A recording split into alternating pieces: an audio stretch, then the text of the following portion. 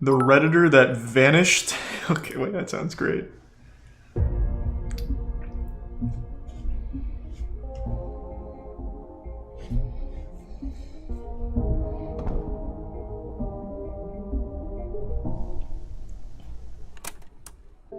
The variety of daily users from all walks of life congregating on one single public forum has created a sense of community that's nearly unmatched in the current online landscape. Because of this, the website's given us the ability to look into our fellow Redditors' post histories, giving us a small peek into the lives they live. Oftentimes, these are mostly mundane. However, if you do a bit of digging, you'll find some that stand anomalous, abandoned, and forever embedded within the corner they carved online. That's deep. In 2017, That's deep. A user named Flip'n'Flop made a post explaining that they're eager to try out a drug by the name of Datura. While the initial response was greatly against it, Flip'n'Flop ignored I have no idea what that is. anyway, What the fuck is that? creating disturbing update Here's a comments Prime 7. and leaving behind baffled onlookers that feared the worst had happened to them. This is the story of Flip'n'Flop. If it's bath salts, then he probably just went to Florida. He probably took that shit and then immediately went to Florida to get more. I solved the case right away. On the night of April 17th of 2017, Flip'n'Flop would jump in with a simple question. Finally got my hands on some Datura. How much should I take? Their post reads the following. Hi guys. I finally got some Datura to try out. I'm free tomorrow and have the house to myself, so I'm really excited to try the effects so it's of not this bath salts? plant. I have around 60 seeds, some dried flowers, and leaves. How much should I take for a nice first-time trip? I was thinking of crushing up X seeds and making tea with them.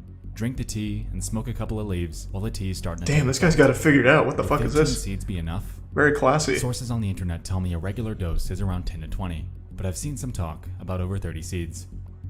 Thanks, guys. It's close to acid. Okay. It could have Not close to acid at all. effects and can Okay. Before I continue, how about I just look it up? So that way I can be caught up on what the fuck this is. Chat has no idea, so I'm just gonna look it up. Because I've actually never heard of that, which is surprising because I know of like every big drug. This must not be a very popular one. It's a poisonous plant, also known as devil's trumpets. Devil's trumpets. Okay. That's pretty fucking wacky sounding. Yeah, it looks like it's a psychedelic. cause death. A user named Rect recalled their prior experience with Datura, claiming that they're still scarred from it, in hopes of deterring the OP from giving it a try. I bought 2 Datura Inoxia plants from a local Gives you some greenhouse, Cam-Bam, ate and smoked both of GMB, them and Krusty. over the course of about 2 weeks. I never noticed too many effects initially. Dry eyes and mouth, hot flush skin, rapid heartbeat, but I was 100% in a state of psychosis that whole time and for about 2 weeks after I stopped using it. Like someone here said, it's a deliriant, so I wasn't even aware of how totally fucked I was. Wow. My Jesus friends got Christ. increasingly worried about me, and I finally broke down mentally. About a month later, I got diagnosed with generalized anxiety disorder and severe panic disorder with derealization and depersonalization. Why is he still in the drugs subreddit then? While the effects felt by Rect were Like, severe, he had this fucking awful experience and he's still in the same subreddit. according to a Logarithm the Great, they claim that the potency of the drug can vary from person to person, and even sometimes through the time of day it's taken. Just to give advice? I guess, maybe. After reading this, I went forth and cross-checked their claim with a psychedelic education resource named thethirdwave.co, and found that while the time of day assertion isn't substantiated, Datura's so-called fatal dose ranges pretty widely. According to this guide, He's a tier 1 a frazzled dose and as small resubs as collect. 100 milligrams of dry seeds have been known to kill, while others have taken substantially more than that and lived. Considering how heavily any drug's effects can vary from person to person, this declaration isn't that surprising. However, it is noteworthy. Sorry to hear that, Soul Leader. So, Oh, how many maybe seeds here. should Flip'n'Flop take?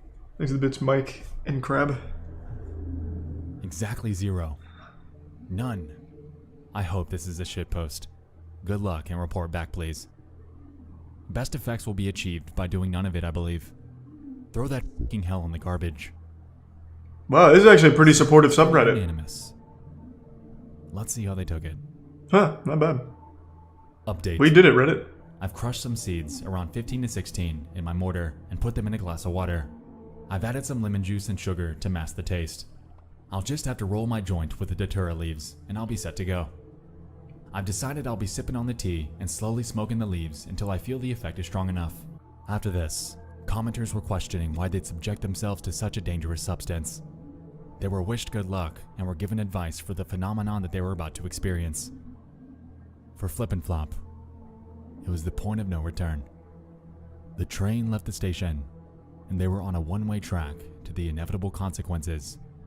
They, turns out, transcended, became this ascendant being. He can now shoot lightning bolts from his dick or something. He is It was at this Datura point now. that commenters were tuned in. Thanks for the gifts of Mike. Everyone knew what was about to happen. However, hope for the best remained abundant. Remind me posts, well wishes, and questions on an update flooded the space. And, at least in that Thanks for the moment, gifts of Bailey. all eyes were on the OP. 5:55 in the morning, Never even heard of that, Sentient. April 18th of 2017. Thanks for Prime Max. I gave you the 10 though, Google.com, Sentient. How normal again stopped now. Oh, is it definitely like a shit post? Needless to say, everyone's concerns were validated. However, it was good to know that the OP was still alive. Nah, no, this is all a The stunt. replies here were mostly well wishes, with a clear mood of apprehension. A user named Emilsko pled for the OP to reply to the thread when things became normal again, and another named Pest P gave their 2 cents on the matter as well. There unfortunately aren't any guarantees. This feels very fake now. 5 I'll let it 58 ride, in the though. evening. Nearly exactly 12 hours later.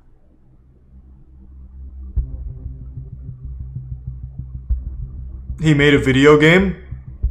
Holy shit. He smoked so much What you're looking at Datura is that he a made a GIF game? posted by a Redditor named Nitris in the gaming subreddit. It's allegedly depicting mammoths in an accurate battle simulator. Yeah, they nailed that one. Well, I mean, that's So why are we here? that's the joke. Well, Okay. because someone we know very well by this point made their way to this space Exhibits specifically. cuddle. Please, these big Jesus, dogs are Soul fighting. Eater. Nah, okay. Holy shit. It appears to me that Flip and Flop's trying to claim that, please, these big dogs are fighting, not okay. With the big dogs, of course, being their interpretation of the mammoths in that GIF. If I'm It's being awful, honest, Soul Eater. it's safe to say that Flip and Flop's Doing discovery alright, of Solaris. this post likely didn't do them any favors. Depictions of an animal quite literally launching another one in the air while under the influence of something as unpredictable as Datura would probably mess me up pretty badly. I don't really believe any of this anymore. This just seems like a Redditor doing a Flip and Flop stunt. would never return. Their thread continued to rack up comments pleading for any sort of update. However, through all of this, fear remained abundant that the worst had happened. How does this go on for so much longer? How do you get like a conclusive answer to this?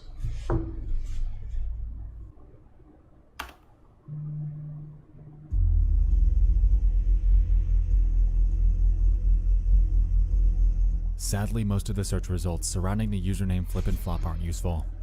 I was hoping to dig up accounts that they might have Thanks to the big migrated to tier on other 2. websites, but I Malarian frustratingly didn't dictator? obtain much. Thanks to the big tier 2. Scouring the surface web is an uphill battle. We can find a considerable amount of posts asking about him. However, concrete answers to that are non-existent. There was a Flip and Flop with 1P account I found that could have been a potential lead. However, considering that the last post they made was 8 years ago on the NoFap forum, it's needless That to could be say him. that I was only left with dead ends. Well, I don't know about that. Speaking of dead ends, the following is a list of accounts and their current status I found on other websites with the name Flip and Flop. Imager, dead. Facebook, dead. Oh, I can feel Stumble shit Upon, coming on. Dead. Photobucket, dead. Reddit, dead. He threw some pyro. Closemaster, doesn't work. Taringa.net, dead. Babyblog.ru, What? this is getting weird, but dead. I'm sure you get the picture by this point. The name is surprisingly common, and the results increase tenfold once you factor in the other spelling of Flip and Flop. Brute forcing our way into tracking this person down is only going to result in wasted time and a massive headache. Maybe So really. I'm going Thanks to for the pause five. my search here and pivot my focus towards the actual drug he took because my curiosity's peaked. Does he? What even is Does he Datura? take it? How serious really is it? And is it actually as fatal as it's made out to be? To answer this, I made my way to a non-profit educational resource by the name of arrowit.org that specializes in providing information about various psychoactive plants and chemicals. In their entry about Datura, they claim that it's a woody-stalked, leafy herb growing up to 2 meters. It doesn't look Produces like a spiny scary seed plant. pods and large white or purple trumpet-shaped flowers that face upward. Most parts of the plant contain atropine, scopolamine, and hyoscyamine. It has a long history of use in both South America and Europe, and is known for causing delirious states and poisonings in uninformed users. This definition got me curious on the effects of atropine, scopolamine, and hyoscyamine, and so I dug a bit further. According to Arrowhead, these are known as tropane alkaloids. Capable So is this of whole producing video about a guy that effects, likely including overdosed? disorientation, confusion, Or is there like- oh, I'll just let it hallucinations, ride. delusions, panic, and more. Furthermore, the resource states that in this class of hallucinogens, namely, I think it's users still are, very quote, likely fake to absolutely begin with, but yeah. convinced that the hallucinations and delusions are, in every sense, real and may attempt to interact with them. This can range from amusing to dangerous. This almost leaves me to wonder what kind of experience Flip and Flop had. This is a since gift they can sub Soul vary pretty Eater. widely. Looks the bits As num we know num. by this point, an update from their aftermath is non-existent, and at this time, we have yet to gather a detailed, first-hand account about a Datura trip. So what is it really like? A user on a website named steamit.com shared their story about 3 years ago. In their post, they claimed that they had taken about 8 dried seeds and were eager to experience the effects. After doing so, however, they were immediately met with extreme thirst, causing their, quote, mouth to dry up in a horribly scary way. The dose in which you get active effects is extremely close to the amount needed for a fatal overdose. Following this, they share Kinsama's in detail prison? God damn what it. it was they went through. After about an hour, I felt a weird mix of euphoria and dysphoria. It had a bizarre sense of fun to it, as reality and imagination blended to form one. It gave me a very trippy feeling, which was at the time chilling and scary. After quite a long time, maybe 2 hours, I felt poisoned as I can't remember how I acted or how I perceived the world. I'm not exactly. really into this one, man. Felt If like there's I was only dying, 2 honestly. posts to go off of, I there's thought it no was quite a conclusive bit of answer. passed. Everything felt surreal, and I definitely had some weird more just like a hallucinations, warning which against at it. the time felt realistic and normal. Then the creature became outrageous. Is that how it ends? It almost seemed like too perfect of a storm. Like the perfect storm, about the fatal dose being incredibly close to the one in which you feel the effects, combined with the possibility that Flip and Flop didn't have anyone with him Thanks, to make sure Reset he was Dog. okay. It all seemed like the perfect storm of what not to do when trying out a substance for the first time. As a matter of fact, in some ways, it almost seemed... Here, I'll give you a hint. Yeah, let me hear the hint. The profile was created on April 17th, the very same day that their one and only post was made. Being entrenched in the world of internet mysteries, observations like this stand out to me like a sore thumb. It appears to me that this account was made for the sole reason of discussing their story about trying Datura.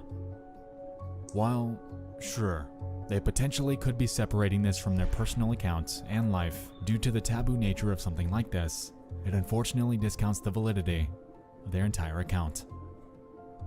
Furthermore, Oh, the he fact gets that the they same used a conclusion. private profile for this post explains the lack of other social media or forum handles with the name Flip and Flop existing online.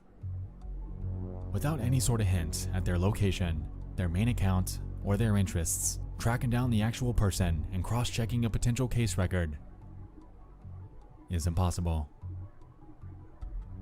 Now, don't get me wrong here. While I'm entertaining the idea that this could be fabricated, the sequence of events that took place lend credence to this being real. What? If we look at the post, it was made at 5:21 p.m. Central on April 17th of 2017. Over the course of the next 26 minutes, Flip and Flop would go from asking about trying it to having it prepared. if we're considering the potential that their mind was made up on. It's not a very interesting story, to be honest. It's a Redditor made one post, and then there's 2 posts to follow it up. I'm not real into that one. To me, that sounds more like a classic Reddit shitpost thing than like a genuine overdose. But even if it was, it's still a very unsatisfying story to follow, since you'll never know and there's no evidence to point to anything conclusive. Not really into that. No, I have not seen this one from Nexpo.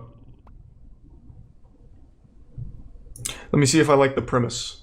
The name sounded so familiar, though.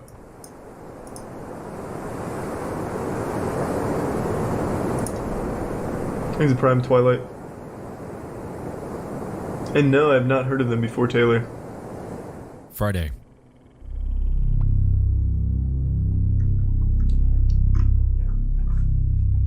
Sleep well, chubby.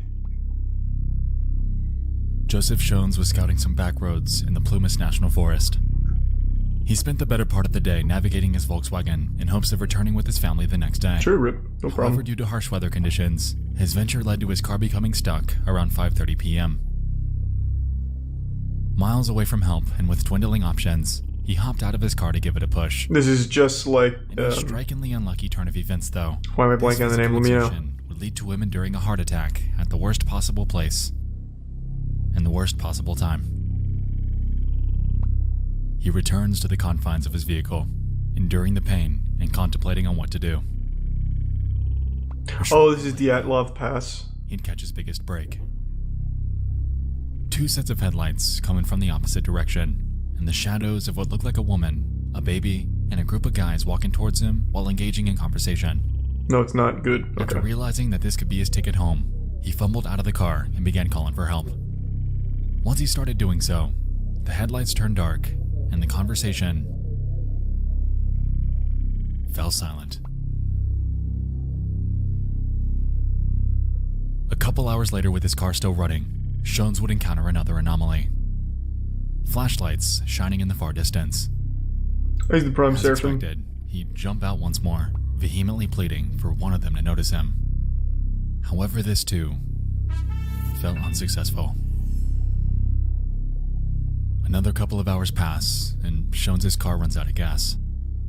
Fortunately, though, by this point, he felt well enough to exit his vehicle and begin a trek up the road towards a lodge roughly 8 miles away. Thanks a bit, Chumsky. It was on this walk when he'd witnessed a 1969 Mercury Montego with no passengers inside. Considering the circumstances, and having spotted numerous people in the last few hours, he didn't think much of it. I love the visuals here. Took him to the early I love morning this of the next day. style. And there, he was able to obtain medical treatment and much needed help to get his car out of there. What he failed to realize, however, was the fact that on this journey, he passed the vehicle of 5 men that would soon become enveloped in one of the strangest unexplained mysteries. Thanks a Prime Sporksy, the recent Franco.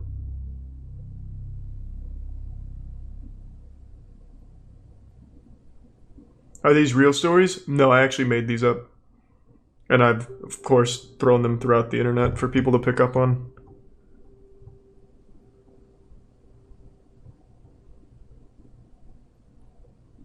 Sleep well, Dead Inside. February 24th. Here's the 5 gift sub stylo. It was on this day when the lives of 5 longtime friends would converge.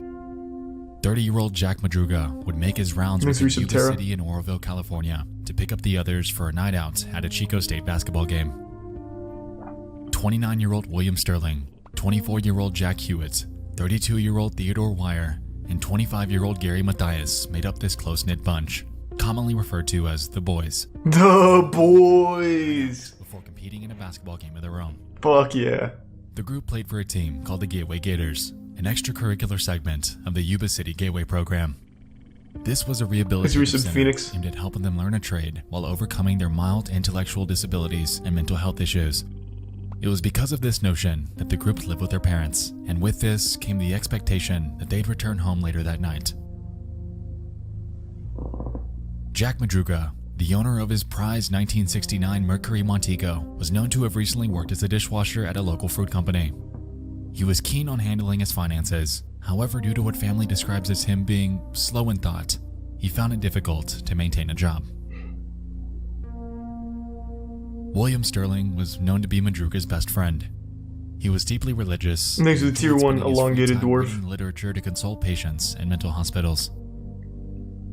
He seems very young. The oldest of the bunch. Yeah, enjoyed he confiding definitely in looks his like the friends, oldest. However, was known to lack basic common sense. According to his brother, he was known to have spent over $100 on pencils for no reason. He was employed for a bit as a janitor and a snack bar clerk, but was later urged by his family to quit, since thank you, dwarf. they believed he was causing problems. Sleep well, Lynn. Thank you. Jack Hewitt was known to be You're slow to sub-steady. react and typically hung around wire. He was taken under his wing, so to speak, and frequently required his help to perform basic tasks, such as dialing phone numbers. Gary Mathias was the most enigmatic of the group. He was the only one that lacked an intellectual disability, however, in its place, suffered severe mental health issues. The most prominent was his schizophrenia, which was the cause of his discharge from his brief time in the Are Army. these, like, crucial to the story that they have Mathias and intellectual Jack Madruga were disabilities? the only two in the group that possessed a driver's license. Thanks for the gift sub, dwarf. And so they embarked. A roughly 1 hour Okay. trip was ahead of them, and conversation ensued surrounding sports in the anticipation of a win for themselves the very next day. The boys' uniforms were already laid out back home by their parents, so they were ready to roll. Things were going good. Yeah, I love that shit too, Camino, as long as they're good mysteries. I'm a little skeptical on this one right now, because I can't really see the overarching mystery, but I'm interested.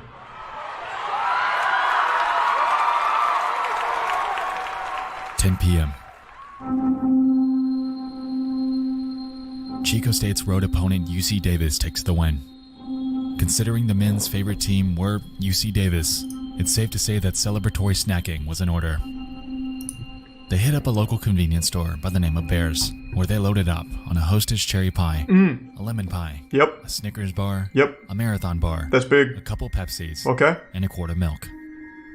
Oh, milk. It's been noted that the clerk that checked them out that night was trying to close. Let's get fucking wild, boys. I'll get the milk and Being Pepsi. there. Little did they know that they'd be one of the last ones to ever witness this group alive.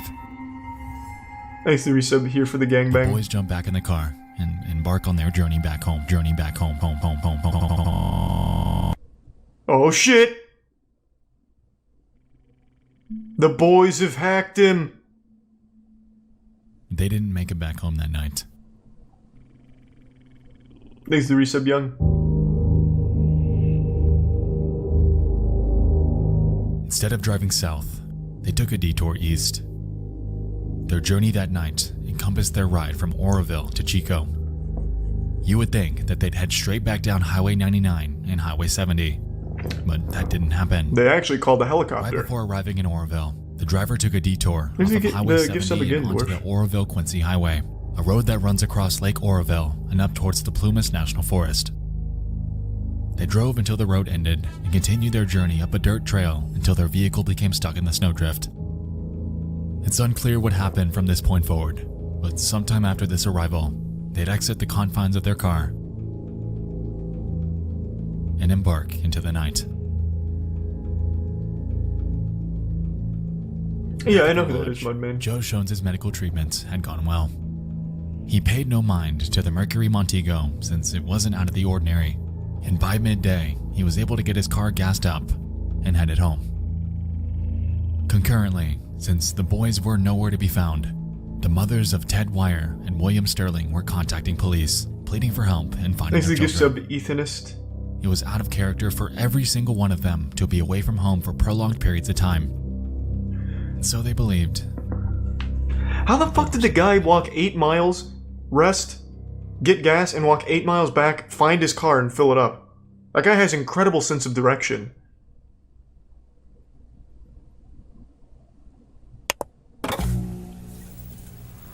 Government officials insist that this is an isolated incident. The attack is perhaps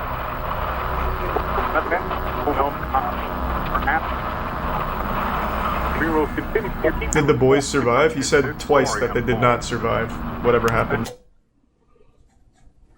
Tuesday.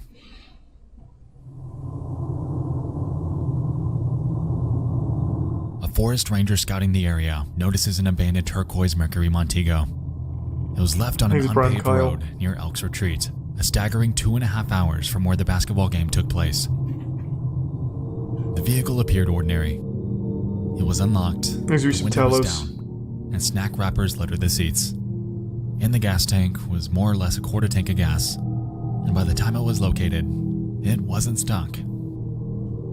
Jarringly, considering how rough the terrain of this trail is, the vehicle was found with minimal damage. Yuba County PD began broadcasting the details and photos of the missing men, and for the next 5 days, their search team would scour the region. This would soon prove difficult, however, considering the fact that this was in the middle of a harsh Hey, winter in the mountains. Thanks, Eat Meth. It's been reported that the search team nearly lost people on a couple occasions, and by Sunday, a harsh winter storm would move in, dumping nearly 9 inches of snow in the area. It was because of this, the environmental hazards, and the fact that time was running against them that led the police to call off the search until snowmelt that spring. And as the case sat on hold, their families were frustrated, and the 5 men were left out there, isolated. Well, or they could have found an underground society. And could have escaped the elements.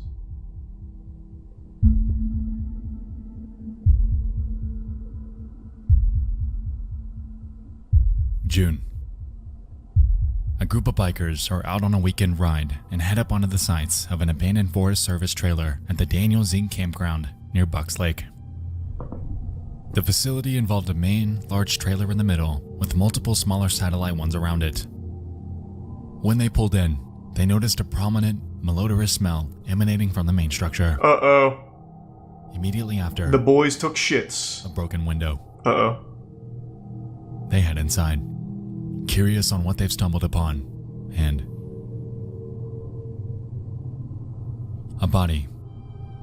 From head to toe were bed sheets concealing their identity, and after pulling them off, they discovered that it was one of the 5 men that disappeared 4 months prior. Thanks, Resub Blub. It was Ted Wire, 80 pounds lighter and with a considerable beard, lending credence to the possibility that he took refuge here for more or less 2 months. What the fuck? In the bed, they discovered his body with his shoes missing. With that, his feet badly frostbitten. Thanks to Tier 1 Reese. It appeared that he passed away due to starvation and exposure to the elements. However, he strangely could have avoided this fate altogether. Since he took shelter inside of a Forest Service trailer, he had access to ample heat sources and enough canned food to last all 5 men months. What? They chose to stay there. While they found 12 open cans scattered throughout the room, the vast majority of them were unopened, and it also appeared that no effort was taken to block off the window that was broken when they entered. The scene? Bewildering, especially considering that it was 19 miles away from where Joe Schoen spotted their abandoned car. But all in all, it was How the would they jumpstart not- investigators needed. So why wouldn't the investigators check here? Though, like 19 miles isn't that The absurd, search continued. considering that one dude walked 8 With miles mounting back public and forth. attention and hope for closure, search teams prowled the new focus area southeast of Bucks Lake. It would only take a day before they'd catch their next break, too. On June 8th, police discovered the corpses of Bill Sterling and Jack Madruga nearly 5 miles. No, I'm talking about south the of where investigators. Ted Why Wire wouldn't they was check found. that campsite, is what I meant. That's what I'm In talking Madruga's about. pocket, his car keys. It was noted that he'd been dragged a short distance and was partially eaten by animals. For Sterling, his remains were scattered around the area a few feet away. He was nothing but bones. Since the bodies were discovered closer to the vehicle and on a potential road they could have taken northbound, they believed that on their hike, the pair couldn't press on any further and met their demise through a combination of the elements and mounting fatigue. Thanks to Resub Anna. 2 days later, Yeah, I guess the rip, father but of still. Jack Hewitt discovers numerous articles of clothing belonging to him a couple of miles northeast of the service trailer. Soon after, his remains. Interestingly, a short distance west of their location, service blankets and flashlights were discovered lying by the road. This discovery led investigators to the belief that he and Gary Mathias more than likely made it to the trailer with Ted Wire and lived with him for an undetermined amount of time. Their reasoning was because of the existence of Mathias' tennis shoes left in the room that Wire was found in. The theories are tenuous, but they believe that they spent most of their final weeks alongside Ted Wire in the trailer. After he passed away, however, they wanted to get away from the corpse and set out towards the northeast to achieve that. It was on this hike that the pair would meet their demise, spending their final days exposed to Mother Nature. And she's a real bitch. Now, it would make perfect sense. However, to date, the remains of Gary Mathias have never been found. As of now, his missing persons case remains open, leaving questions abound surrounding the motive and the circumstances that late winter night. So they speculate that he could have played a role in their deaths? Like, directly?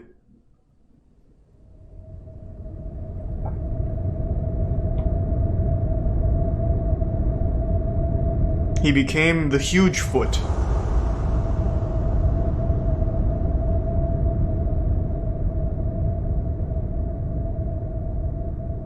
Without a doubt, there are questions about this case.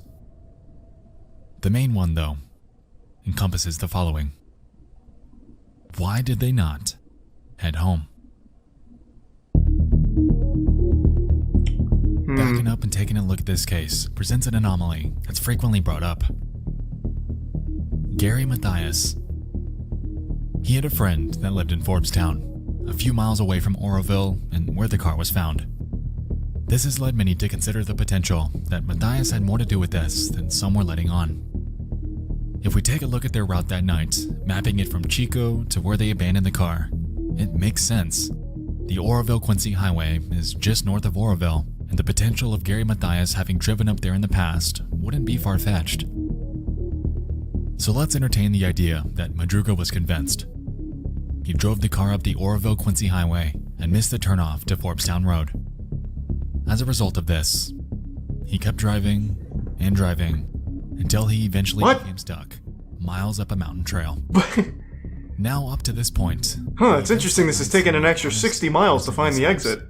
What led the mother of Jack Madruga to think otherwise, however, was the fact that after they were stuck, why, with 5 sizable guys that could have rectified the situation with relative ease, did they decide to abandon the car and press onwards into the unknown? What was restricting them from turning back and undoing the mistake that they'd gotten themselves into? According to Jack's mother, she pled that there was some force that made them go up there. They wouldn't have fled off in the woods like a bunch of quail. We know good and well that someone made them do it. We can't visualize someone getting the upper hand on those 5 men, but we know it must have been. So the car wasn't stuck, the car wasn't damaged, they could have just turned around? The circumstances at the time, postulating the potential of nefarious activity wouldn't be out of the ordinary. The state that Jack Madruga's car was found in led to even further questions than it did answers. According to reports, his car was found in immaculate condition, something almost unheard of considering the rugged terrain that existed on the road they'd taken. With 5 moderately sized men packed into an already heavy and low-sitting vehicle, undercarriage damage was nearly a guarantee. Given the fact that Jack had never driven up on this road before, it seemed weird that he was able to navigate it with such prowess near midnight. Furthermore, when the car was found, Jack's window was... This is all an ad for that car. ...claimed was extremely uncharacteristic of him. Bearing in mind that Mathias and Madruga were the only 2 with driver's licenses, suspicion grew regarding the actual driver that night. Was Jack Madruga truly at the wheel, or did Mathias demand the keys while taking them up there? Thanks to Resub Dingle. Considering Mathias' numerous run-ins with the law, this wouldn't be entirely outside the realm of possibility. Prior to 1976, he was known to have been unpredictable, however straightened out after being prescribed schizophrenia medication. It was reported by his stepfather that, quote, he had no notable contact with police during the 2 years leading up to his disappearance, and he hadn't gone haywire in private during that time.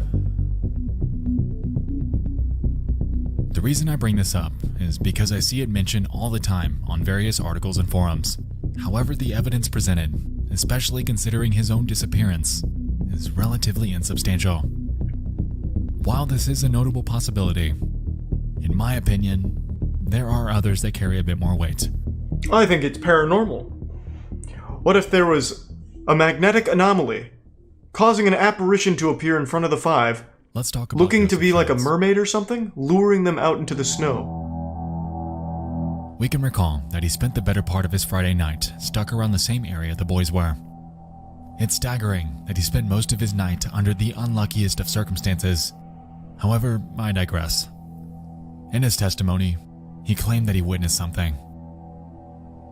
A group consisting of a woman, a man, and a baby, all walking within the path of two sets of headlights.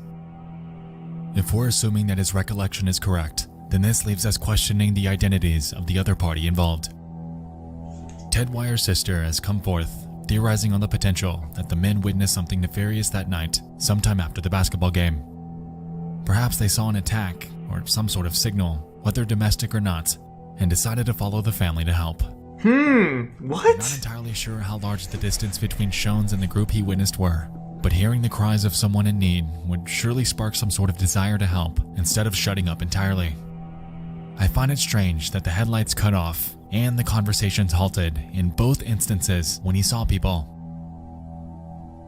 While the circumstances don't scream maliciousness, they definitely don't drive the situation towards innocence.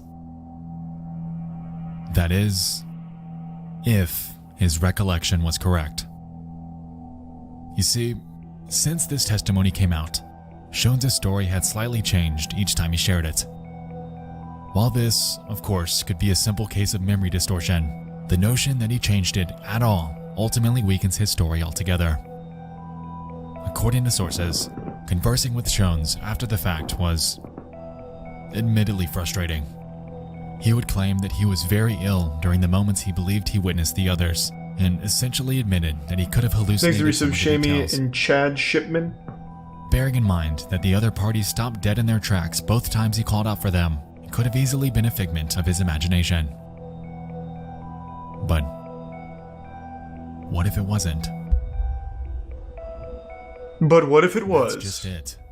The nature of word-of-mouth testimonies, weakened by the circumstances of their situations, ultimately leave Thanks them to up for Prime Camp. debates and shrouded in uncertainty. While a nefarious situation is plausible, we can't discount the potential that the boys' predicament that night was all one big accident gone wrong.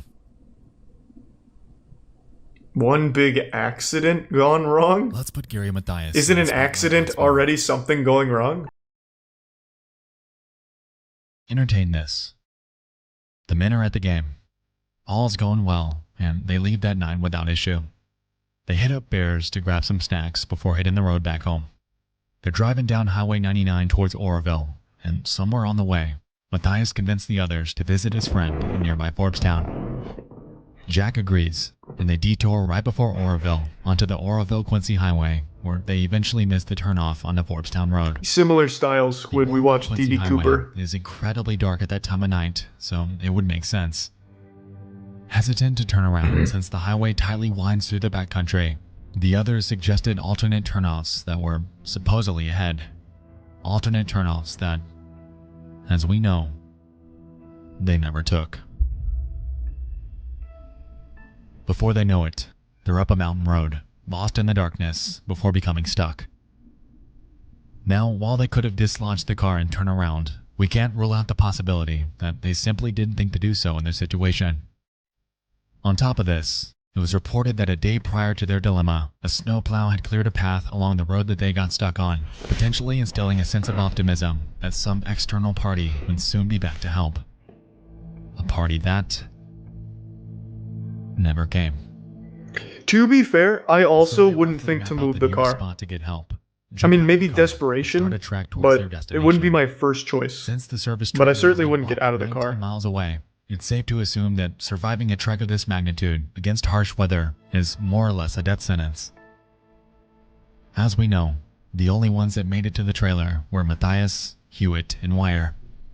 An undetermined amount of time later, Hewitt and Mathias would either leave to go get help for Wire or abandon his corpse and embark on yet another last-ditch effort to get themselves out of isolation. Really, Onycax? And Holy shit. it's on their way out that both Hewitt and Matthias both succumb to the elements, drawing their predicament to its unfortunate end. If you ask me, I think Matthias pressed on northeast, trying to make his way towards the Meadow Valley area. What he likely didn't realize, however, was the fact that it was roughly 21 miles away. If he were with wire, someone that shedded nearly half his body weight, then we can assume that Matthias mirrored this to some magnitude, leaving him weaker than when he initially arrived there. I believe Matthias died somewhere around the Meadow Valley region, and wildlife got to him before search teams could ever make it out there. But that is just my postulation. The case of the boys from Yuba County is, by all accounts, Hard to explain, one that doesn't Himiko. make sense, and details that support one theory ultimately weaken the other. It seems that we have the segments in front of us, and they're mostly put Chef together 25 Shadow. without the whereabouts of Matthias ever materializing. Appreciate it, man. However, that's really all that we can do. Like, how was the car unscathed through rocky terrain? Why didn't they react to the cries of Joe Shones, someone they could have seen as their beacon for help? Why was the heat source and food that could have lasted them months untouched? It's cases like this that engulf me with fascination, even though there are still countless questions, countless loose ends, countless... Damn, thank you for the 5k bits, Unknowns. Chimbo. Thank you, man. Appreciate the generosity again. The boys embarked on that brisk Friday night to what was supposed to be a night of sports, a night of laughter, and a night that they'd never forget. What transpired, in reality, were events that the world around them had been trying to piece together. Because it's all of us that can't forget them.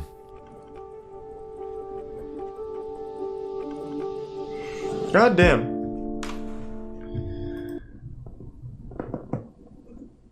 I will say, not as interesting as DB Cooper, but still interesting. This one seems more cut and dry to me. I think the most logical thing here is these 5 men had no fucking idea how to survive in like a scary situation, and they let fear take over every decision they made. So when they finally found shelter, maybe they stayed there for a few days, they thought it was hopeless, no one would ever find them, so they started moving, trying to get somewhere else where there were people, and I really think every decision just led to them not wanting to stay put because they started to feel hopeless. I don't think there's too much to unpack about that.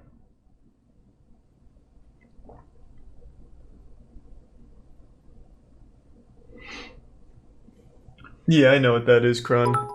Alright, I'm gonna call it a night. Had an early head start, but it looks like Cult 1. We'll do Cult, and it's shorter anyway, so this will be a good taste of the channel anyway.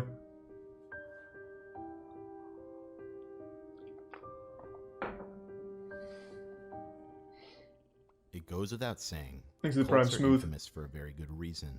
They are known to indoctrinate people, manipulate them, Mm-hmm. and use them as a collective for the goals of an individual cult leader or a harmful belief system. In many cases, they target individuals that are very Thanks to the 5 vulnerable gift subs, because Gaming they're Legacy. generally more We likely sub to Nuke look and for Ghostly. leadership.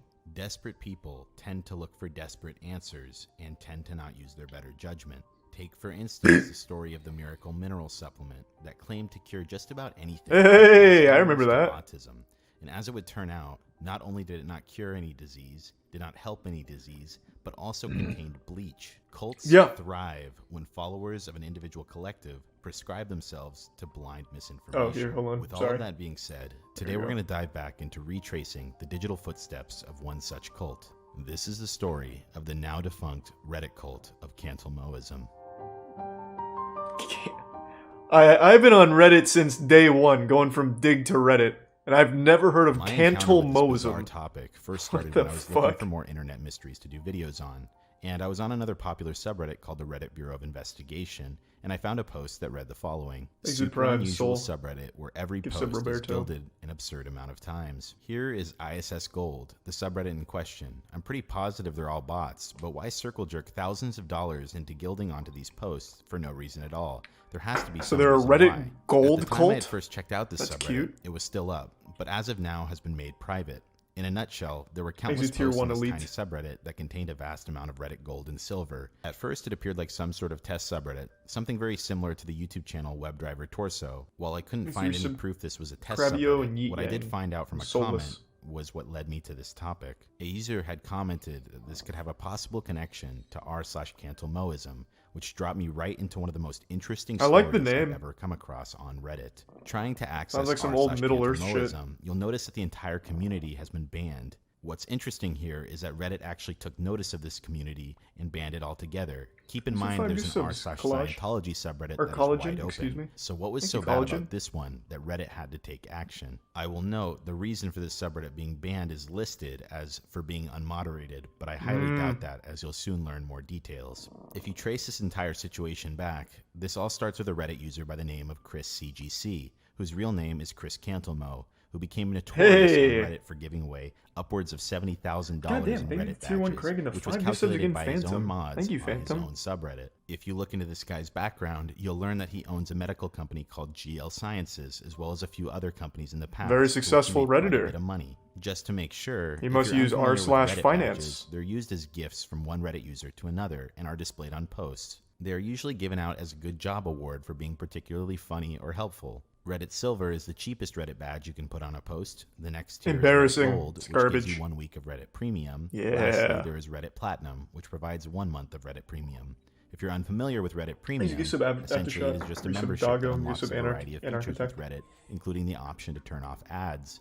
Prime Moving Loan. back to Chris CGC, he became well known, as I said, for randomly gilding posts on the r teenagers and r/dank memes subreddit. Keep in mind, this guy clearly targeted a younger demographic by going for those subreddits. For example, in this individual post, it would cost about $350, which features 69 platinum badges, and Oh, he's an epic 69 months of memer. Reddit Big Premium for the man. user who posted this. This was Imagine common fucking behavior CEO for being a Chris, as he memer. would basically be handing out money every single Okay, that's day. Elon Musk, In actually. fact, Never this was mind. even so common that they created an entire subreddit called Children of Chris, dedicated to people who were gifted gold by him. At first glance, Thanks this for 5 seems new subs, All entirely American. Good to see you, harmless. man. This guy was being generous with a lot of Appreciate money and was reported to be spending thousands of dollars a day on gilded Reddit posts. As you can imagine, many people didn't have a problem Thanks with to your getting free sub, Rich. Reddit Premium memberships, and it got to a point where people would just pass this guy's name around and say, "Message Chris, he'll send you gold." As I said, at first it I'm seemed surprised I've rather never heard of this. benign. It seemed like this guy simply had a bunch of money to go around and was willing to pull stunts for the sake of entertainment. But as time would go on, he would reveal the actual motive behind these gilding sprees. As a result of this guy gilding almost any post that was in his way, many people were curious about the man behind the gildings. A lot of people looked up to him because he was very generous. However, in an interview done by Insider Meme Trading after he gained some attention, Insider he was questioned about his Meme motive regarding Trading. the mass gilding sprees, to which he responds saying he wanted to get the message Actually, out cool name, that not gonna lie. DMT cured cancer. In case you're unfamiliar, DMT is an incredibly powerful Holy shit. hallucinogen. DMT, or dimethyltryptamine, has been studied in the field of cancer. However, there is no consistent peer-reviewed evidence that would suggest this in any way. And let's be real my here. God, what is If it? a What is cure it? for cancer was found, do you think a guy would have to do a publicity stunt? Do on they Reddit, also use spending that for joint thousands of pain? dollars to get the word out? In the months to Give come, me 1 second. Hold on. Sorry to pause, but I need to look that up. DMT, they also use that for joint pain, don't they? Let me see.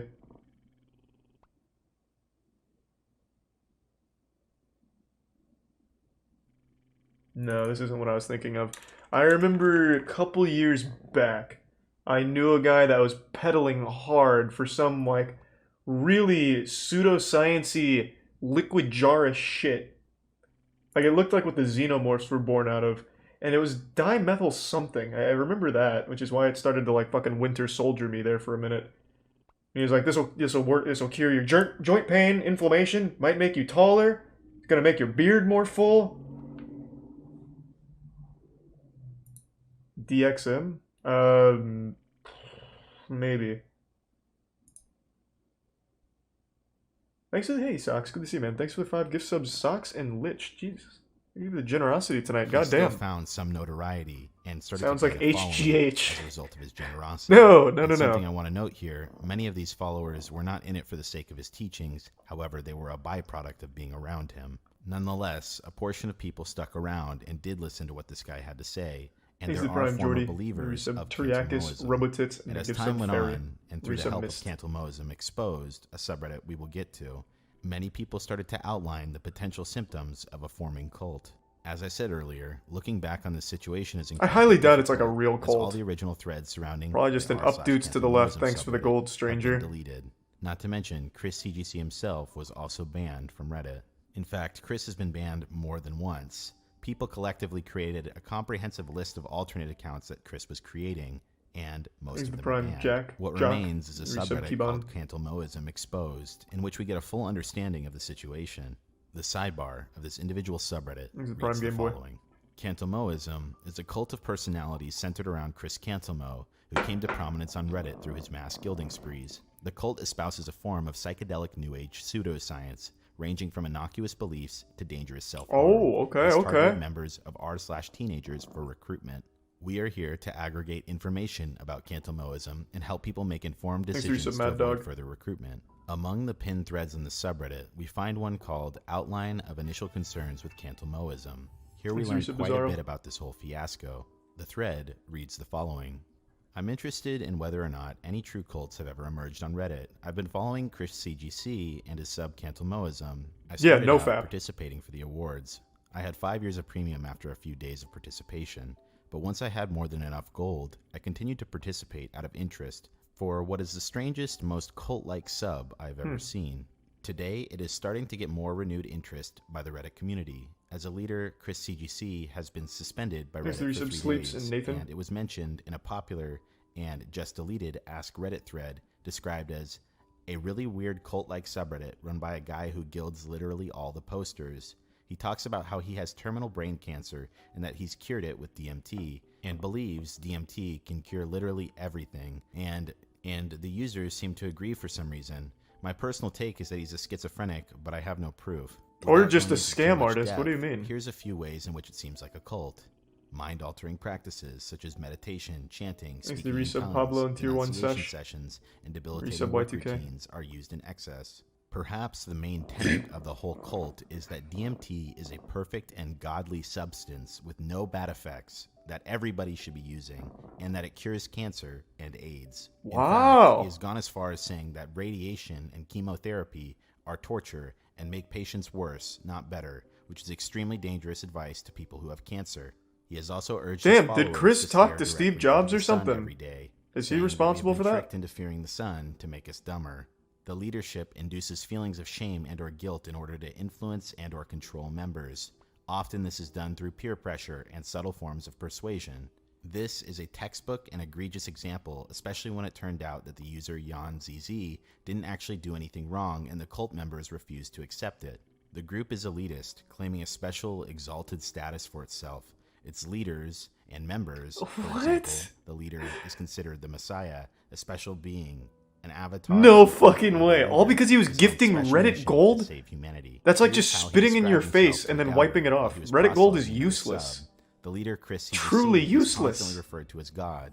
He believes that he has special Hold knowledge. on, I need to look at... What does Reddit Gold do? Doesn't it just grant you access to the Reddit Gold lounge?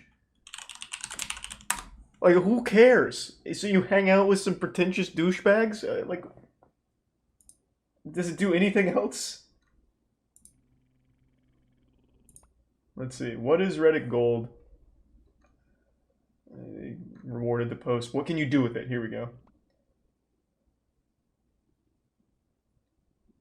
So you get a week of Reddit Premium and 100 coins you can use to give someone silver.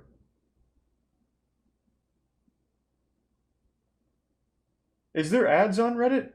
I can't say I've perused the internet without an ad block in years. Is that like a big draw? Like you don't get ads? For a week?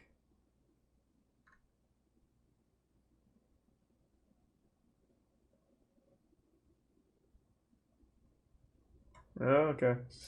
It seems like an awfully large thing to say that the guy who gives you Reddit gold is the Messiah. Jesus. Thanks to the Prime Poison. Thanks to the Resubble knowledge Kami. of the spirit world and wants to use the knowledge for the express goal of world peace. The group is also preoccupied with bringing in new members. Monetary rewards are gifted with participating in the sub. The group is preoccupied with money. He spends thousands of dollars a day gilding members with Reddit money, and he also is increasingly paying members real money and offering to pay for their plane rides to That's a visit great him. deal. Wait, he's just In giving total, away money? He spent over $100,000 recruiting followers with a main focus on Yeah, just fucking teenagers. pretend to call him the And Messiah. here are Who a few cares? examples Free of cash some from a of the weirdo. outrageous things he has said, but I think that thankfully most of these are not taken completely seriously by his followers. His most devoted followers definitely still believe him though. AC It Tier 1 seems like just did Reddit is stuff starting to with catch Prime. on and get worried, as No his 7 account was and just Resub suspended Otis. for 3 days for telling people to call me or visit me to experience DMT as anti-cancer treatment. He encourages schizophrenia and believes that it's caused by excess DMT and that hallucinations are completely real. As the poster of this thread starts to update it, he goes into one of the podcast episodes that have now been deleted. Edit 3. I just listened to Chris' most recent podcast episode, and I can finally understand what people see in him as a leader and why his followers seem to love him. I'm almost convinced that he's an amazing and insane human being. Either that makes him less threatening because he's not the type of person to start a dangerous cult, or more threatening because he is the type of person that could convince enough people to pull it off. Leto. The first half is just a normal conversation, which establishes trust in him before he transitioned to the crazier second half. We learn how Chris befriends the homeless and lets them come into his house whenever they want to. That's kind of nice, He though. wishes he had enough space to let thousands of them sleep in his backyard. What? He does have over an acre. Maybe this of guy land, is the big Messiah. enough to start a commune/cult on a smaller scale. Then, in the second half, he starts talking about DMT, AC albeit Tier in 1, a far less insane That way monkey than in he the normally Prime King does. Joe. He then makes some apocalyptic prophecies that he previously talked about on Reddit. He talks about things such as a recession worse than the Great Depression being imminent, and World War III between US, Iran, and Israel being imminent as well. However, he does say that those two things will actually be good for everyone except the rich. Next, he tells us what his ideal society looks like. He wants something beyond communism, where money is made illegal. It's not too big of a stretch to say that he might consider implementing such a society on a smaller scale. Money if is he gains illegal. enough devoted followers. Lastly, he talks about suicide. At first, he said he thinks the people who commit suicide go to a better place and are better Holy off. shit. This is obviously a very scary idea when you look at how common Thanks for the mass gift sub again, suicide Socks. is in cults. He seems to be aware of this as he quickly changes his tune to say that he really thinks that people who commit suicide have to start their life all over again, which would be boring. Overall, there are some Jonestown vibes, but mostly he just seems like an extremely moral, charitable, and crazy person. His followers fall in love with him for his morality and charity, Didn't pop up for me, Kaiser. missing Well, thank out you on the then if you crazy did, man. side, and that's where I think the danger lies. Alright, now, as I said previously, many of the links are dead. However, going over to his website, we can in fact see many of the claims and the beliefs held by this guy, and they still stand Monster in the Shark and discovery Gonna Barf section in the of Prime website. Chronic. While it might be insane to think that many people even remotely entertain this guy, he made examples out of a few of his devoted followers. Jonestown is one of the most wild stories, in some cases up to $15,000. Whoa. As a result, many people sucked up to him in hopes of financial gain. But at the time, Reddit turned a blind eye as they were getting paid through the nose by this guy. I personally believe, as well as many other people, that most of his so-called followers were just in it for the sake of money. And when it stopped being handouts on a daily basis, almost all of his followers started to turn on him for not providing evidence of his claims. At first, some people were willing to be patient since Chris had never provided any proof towards his claims regarding DMT. He came from a scientific background and would constantly post about his upcoming research being published. However, that obviously... Wait, is this Chris? This guy doesn't look like a dank memer at all. Looks like Tom Hanks in character. I thought it was going to be a young guy. Cult leader my ass, Grandpa. At another point Ew. in time, one of Cantalmoism's main Give me back followers that got a Reddit restraining order gold. from Chris, which led to him getting doxxed. This led to death threats for leaving the group, and ultimately this situation was starting to spiral. Later on, death threats would flood into basically anyone critiquing the group.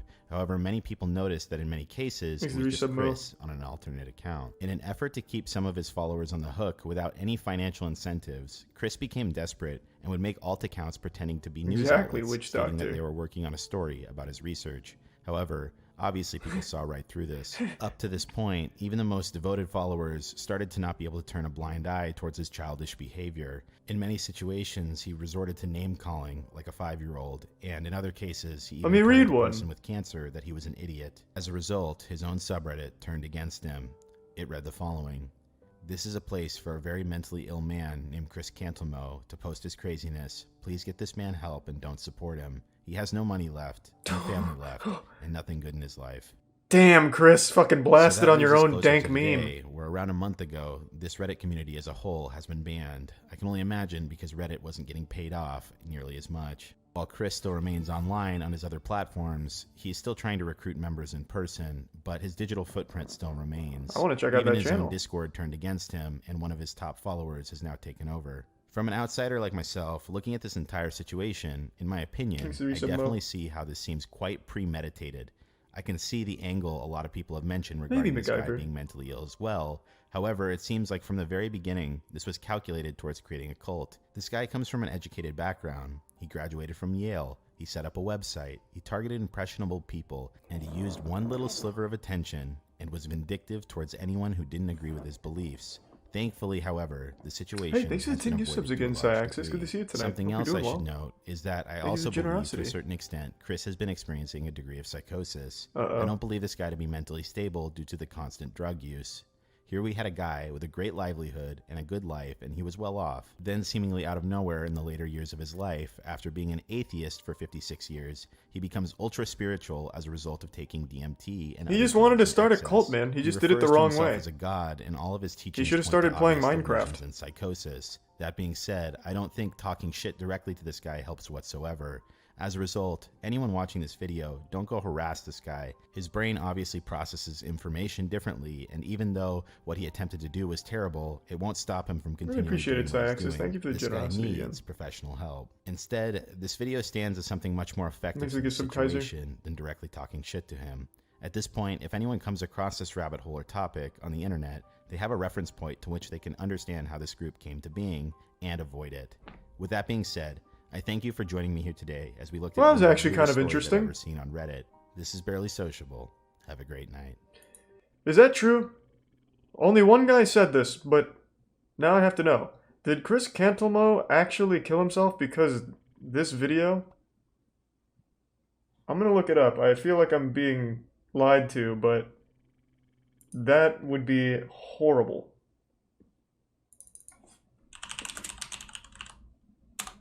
Let's see.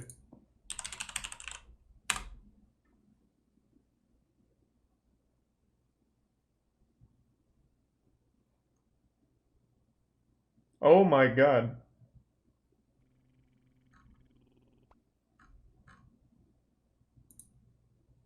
Wait, that's real. That's fucking awful.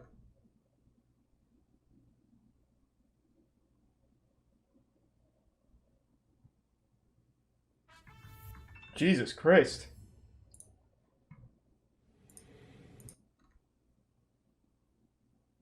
Yeah, that guy wasn't lying.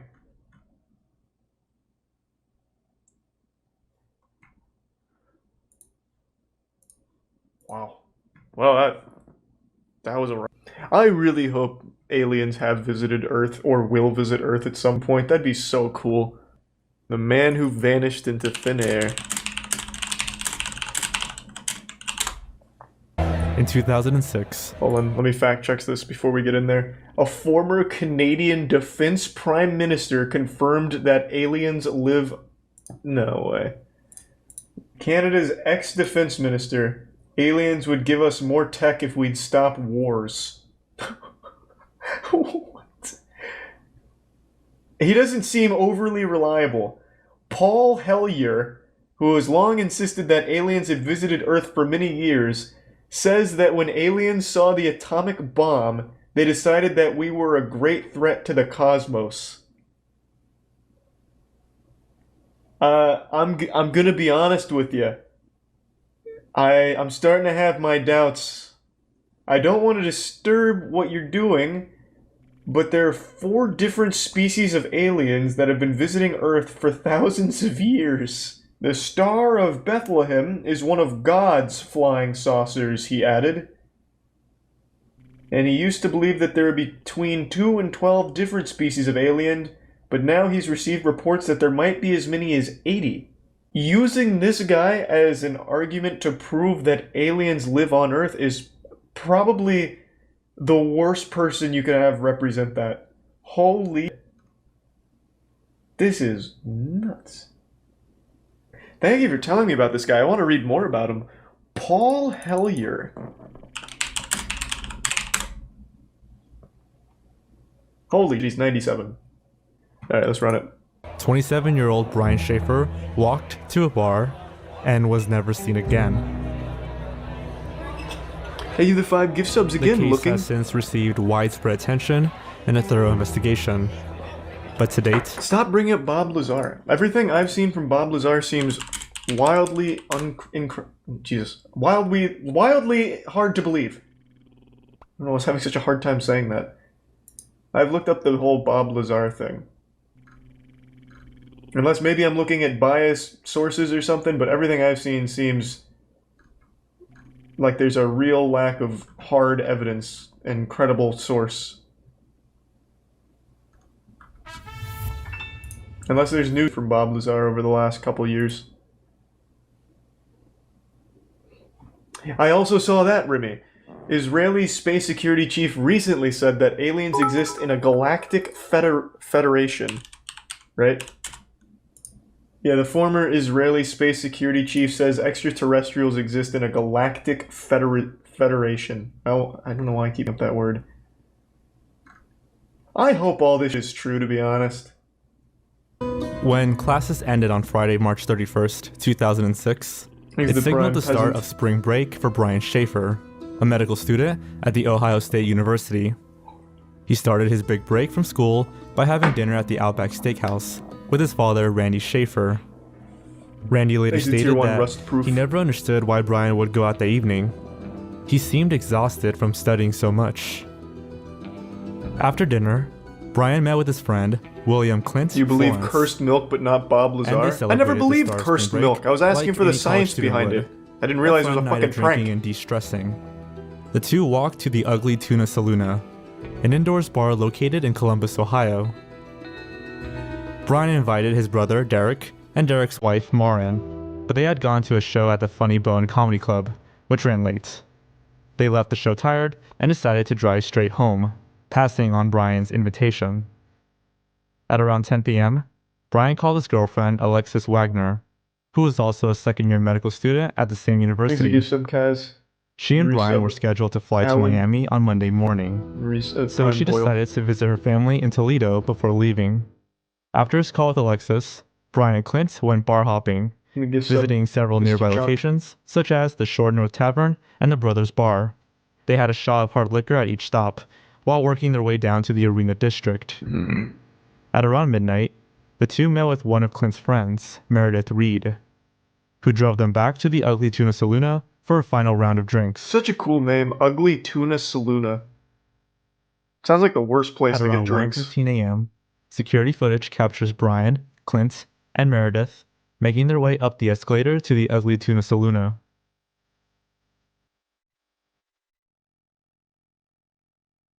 At some point after this, Clint and Brian are back outside the bar talking to two girls, Amber Ruick and Brighton Zatko. While Clint spoke to Amber, Brian was left to speak to Brighton. Apparently Brian was pretty flirty. Reportedly, he had even kissed Brighton's neck. Whoa! Okay, so he cheated.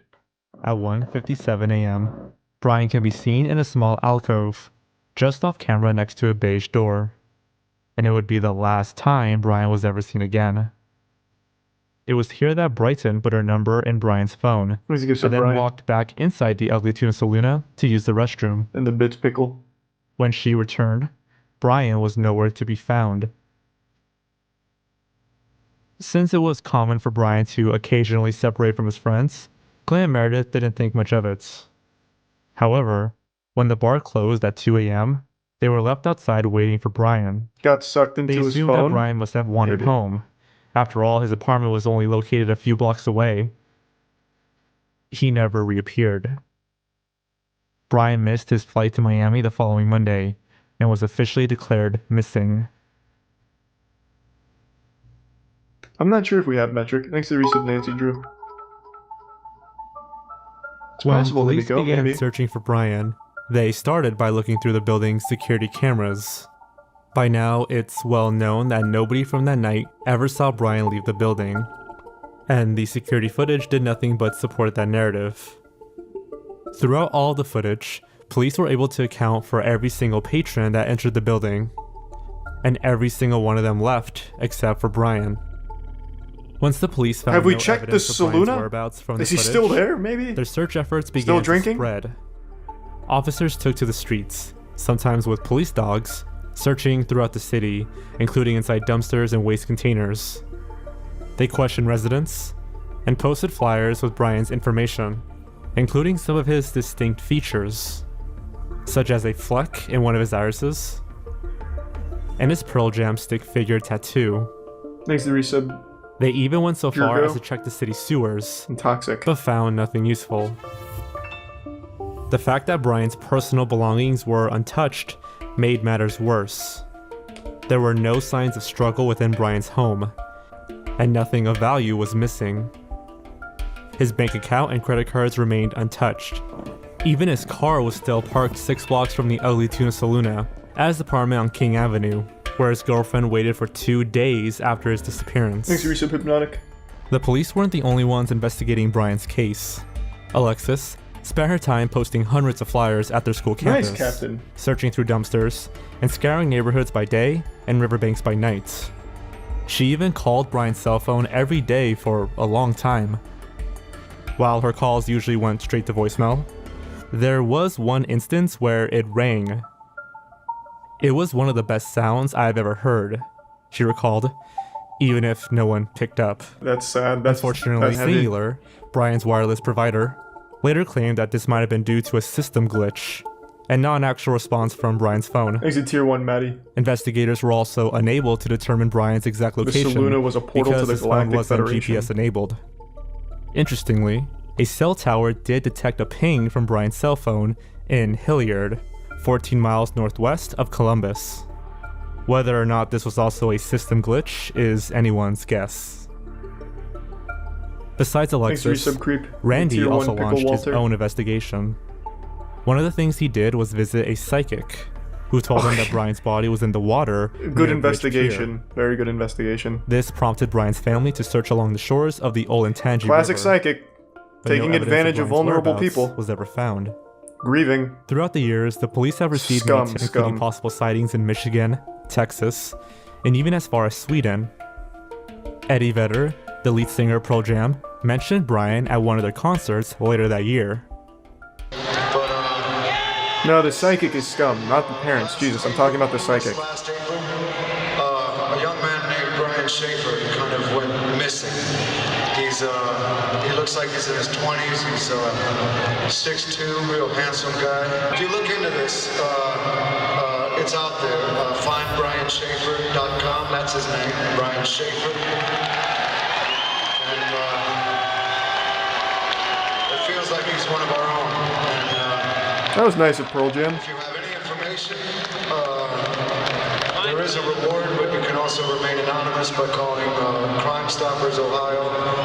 There's information on NBC4, and like I said, Have you eaten there before, Rope? he's Christ. one of us, and we miss him here tonight. Probably ate the food and disintegrated. That place sucked. Information or idea. You really hate the Saluna, huh?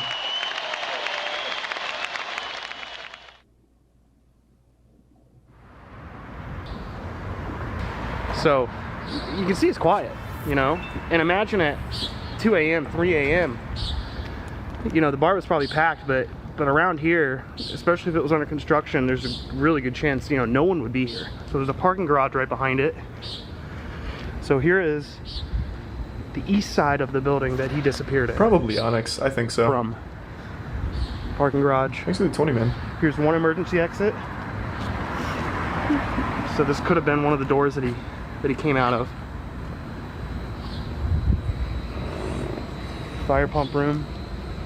There's another emergency exit. But this is there's the other. What was the name of the emergency place? exit. The This is Filthy one they Tuna could- Saluna? He could have went out of.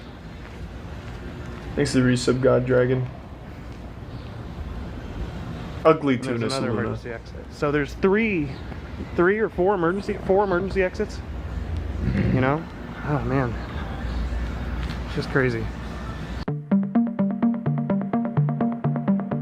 As time went on, this case gained widespread attention from media and online sleuths due to its puzzling nature. The very ambiguous security footage, coupled with some interesting details about Brian's past, has opened the door for speculation and theories.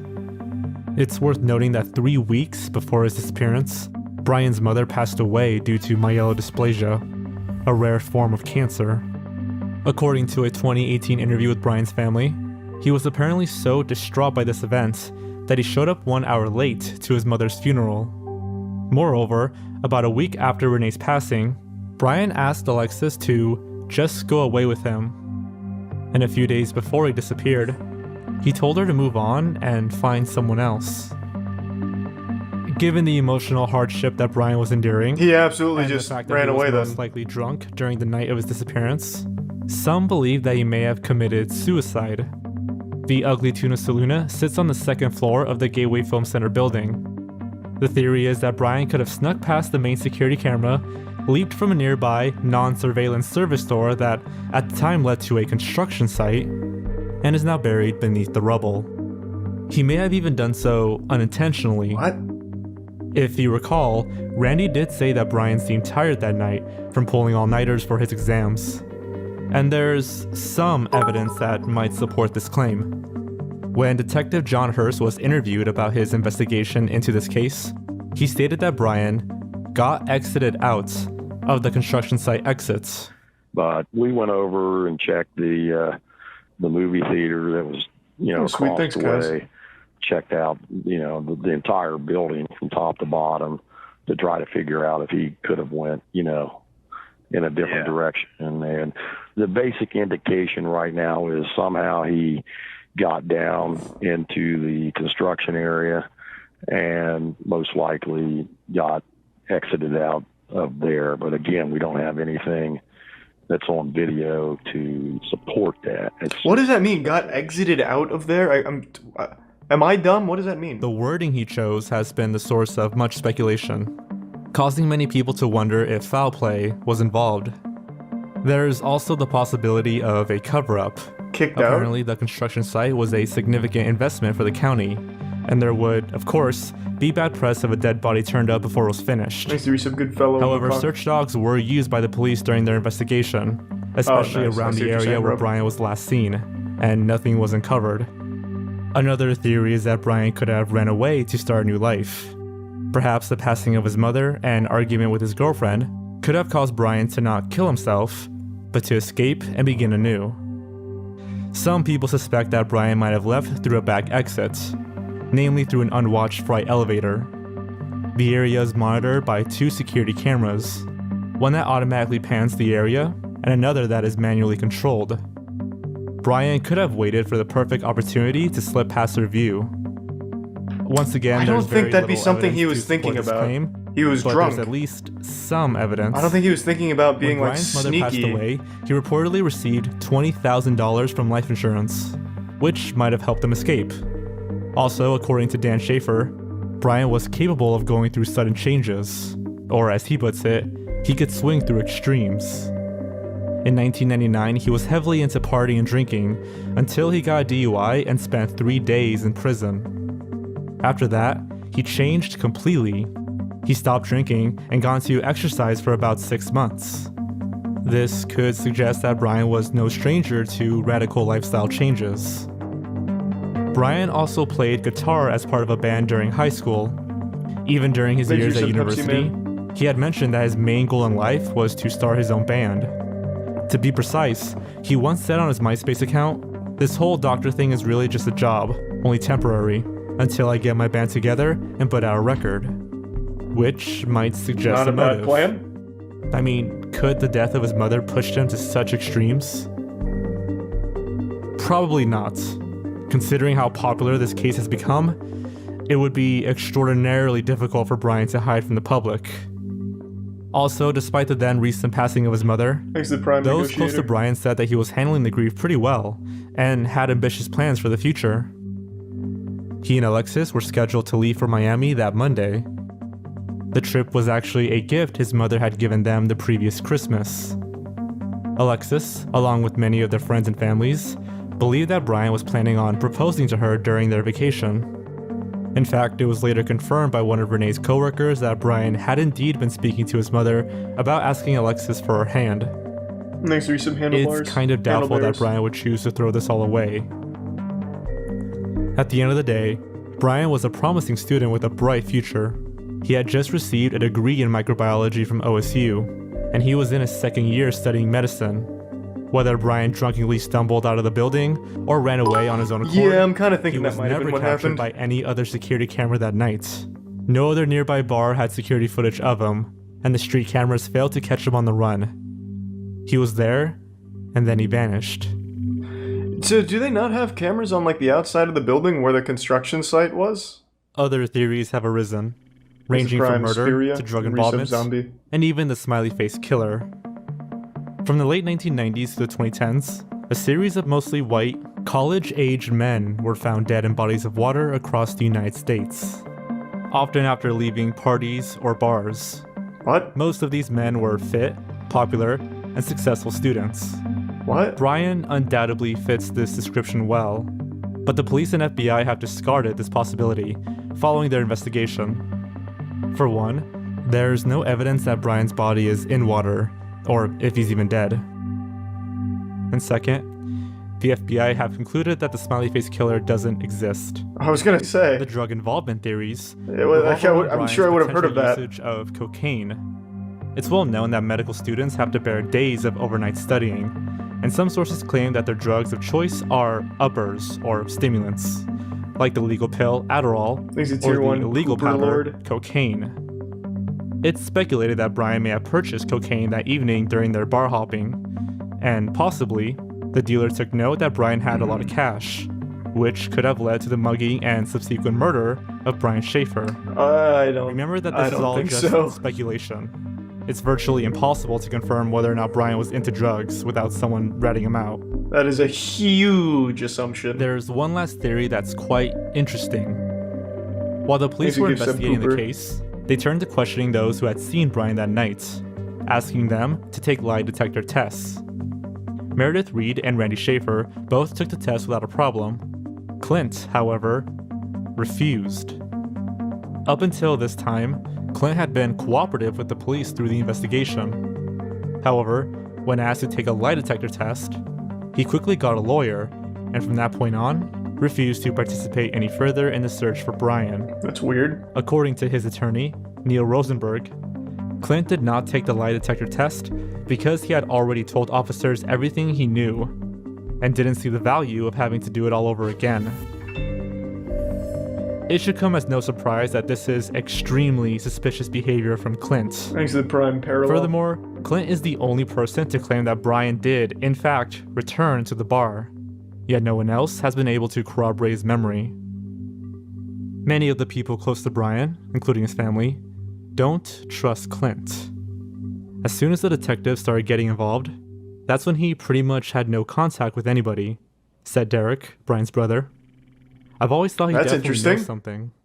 Just won't come forward with it. If Brian did take off somewhere, if that is the case, we just always had a strong feeling that Clint would possibly know that. Alexis Wagner agrees with Derek. She also believes that Clint has withheld information. However, she believes that Brian died and did not run off.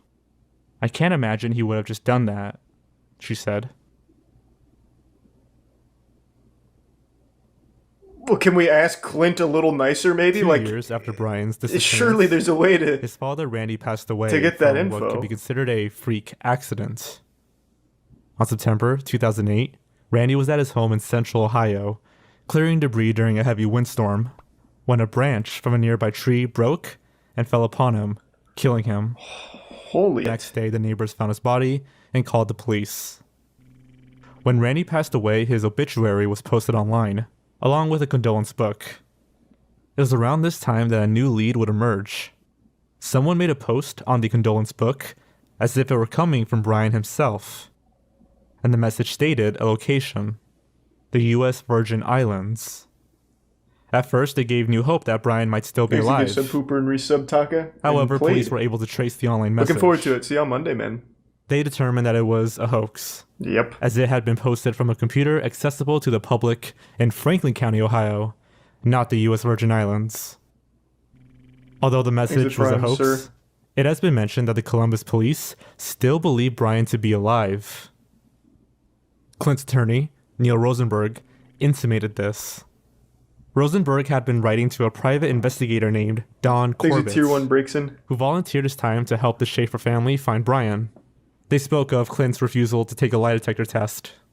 In April of 2009, the Ohio State student newspaper, The Lantern, even published an article regarding the exchange between Rosenberg and Corbett. If Brian is alive, which is what I'm led to believe after speaking with the detective involved, then it is Brian, and not Clint, who is causing his family pain and hardship, Rosenberg wrote. Brian should come forward and end this. Thanks to Resub Jabroni.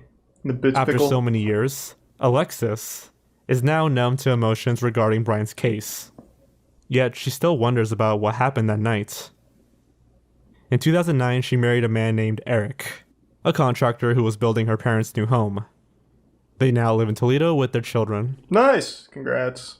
As for Derek Schaefer, Brian's brother and the last Thanks to remaining Prime member Cloak of and his Resub immediate Sloth. family, he states, "I've thought about that night over and over and over for 10 years. What if I had been there that night? Would things have been different? Would my brother still be here?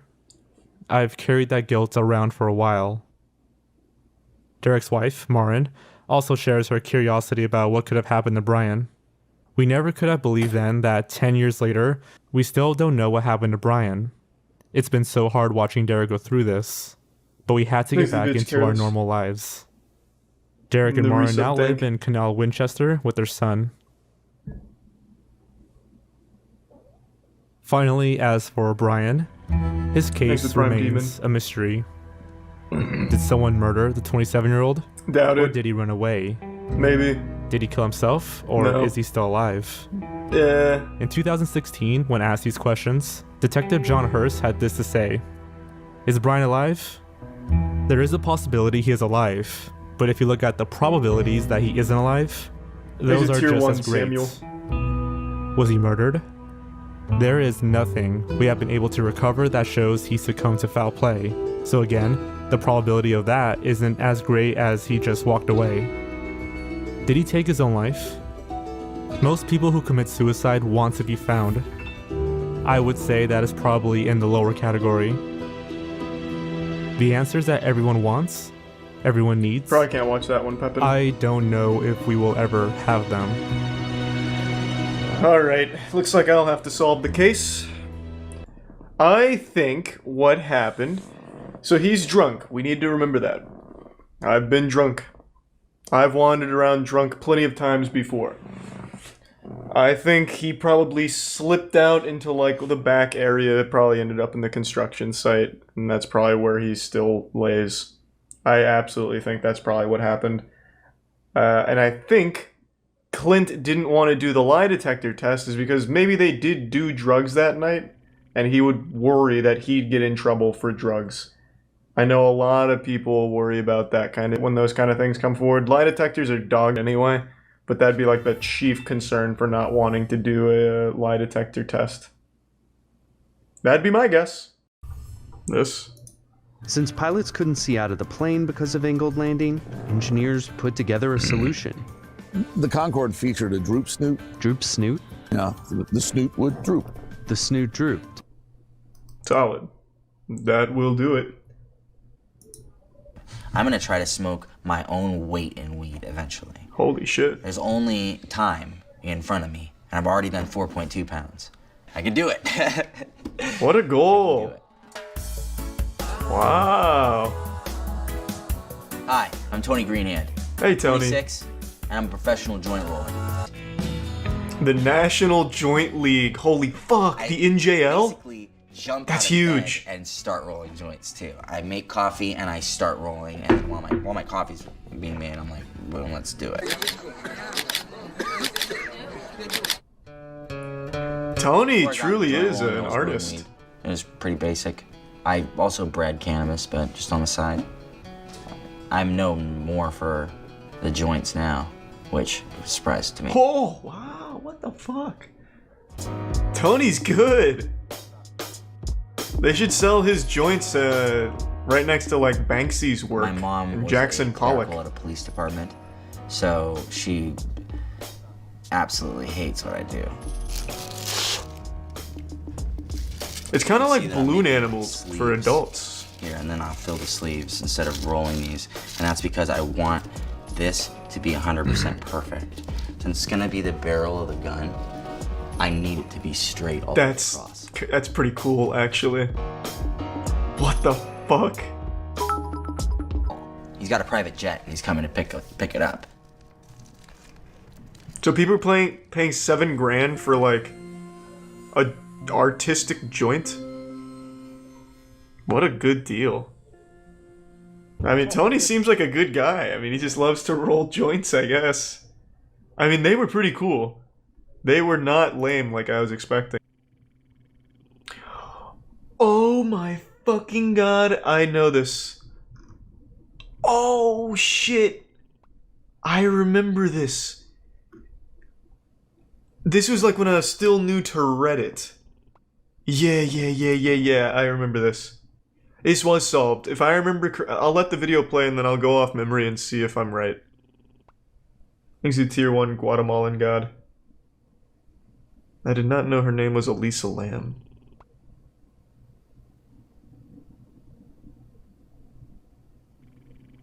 It wasn't solved recently, it was solved pretty soon after this video aired. Was it real or she faked it? Bro, she fucking died. What do you mean? Did she fake it? That'd be the ultimate prank. What I remember most about this is this hit Reddit. It got really big on Reddit, and the Reddit detectives went hard. Like, they were going in on this video. I remember reading all kinds of theories. This was also around the time where Slender Man was still popular, so I saw a lot of Slender Man theories that she was trying to escape from him or some shit. Like, it got weird quick. Does it show how she died? No. So I'll just tell you what happens once the video ends, because the video is super weird. But what happens is she eventually was found in a water tank on the roof. She died. Yeah, so on top of this hotel, she was found in a water tank, drowned. And the explanation, if I remember correctly, this is all off memory. One of her friends came forward and said that they had actually done acid earlier that day, which explains all the weird hand movements and shit, and what must have happened is she just got real confused and then ended up wandering into the roof and fell into the water tank or some shit. I'm going off memory, so I don't know if that's right. So it had to do with stopping her medication. They said there was no evidence of trauma, assault, or suicide, so bipolar being a big factor. Yeah, it doesn't really give a very good explanation as to what happened, but it does solve a lot of the questions, like such as how she got on the roof, saying that it was easily accessible via fire escape and the tank lids were open. But it doesn't say how she closed the tank lid from the inside. Yeah, so it doesn't seem like it really has a good explanation. Yeah, it was open, but it was also closed when they found her, which means she would have had to have closed the lid from the inside, which is apparently not easy. Oh, it was open when they found her. Oh, what? Wait, didn't it just say ignoring the problem of how it was closed? What? Didn't I read that somewhere? Where did I just read that? Oh. Hotel employee found the body, said the lid was open at the time, removing the issue of how she could have closed the lid from the inside. Got it. Got it. The Dyatlov Pass incident. A case that many consider to be one of the greatest mysteries of all time. As over 60 years later, there is no agreed upon conclusion to what exactly had happened to those hikers. Whippers. And part of what has always drawn me to this mystery is its uniqueness, as I always thought nothing like it could ever happen again. But little did I know, it already has. It was August 9th, 1993, as a group of Ukrainian kayakers paddled their way through a remote river in southern Siberia. The river tour would take them near the vast Khamar Daban mountain range and give them a full view of its beauty. I gotta rip some ass. Twisting river, Ooh, the Charles White ass incident. Moving in the woods. It was a young lady wandering aimlessly with a frozen expression on her face. She was all alone with blood on her jacket. Uh-oh. The kayakers would call out to her, asking who she was and if she needed help, but the girl didn't answer. In fact, she didn't say a word. She had seen on that mountain range had traumatized her, to the point where she Canadian couldn't speak, in having barely spoken of the incident. Thanks a lot for watching, man. The kayakers would bring her back to civilization, where it would be discovered that her name was Valentina Yudachenko. Hello, a hiker Valentina. who had been visiting the area as part of a tourist expedition through the mountain range. There's a gift sub shack. But the concerning part was, she wasn't alone. Or at least she hadn't been when she started her hike. In fact, she had been with 6 other hikers during her trip. Hikers who were nowhere to be found. There's the prime In Bjorn. those mountains that was so traumatic that it left Valentina in a state of shock for years and caused the disappearance of her entire crew. Well, the story is as strange and disturbing as it gets.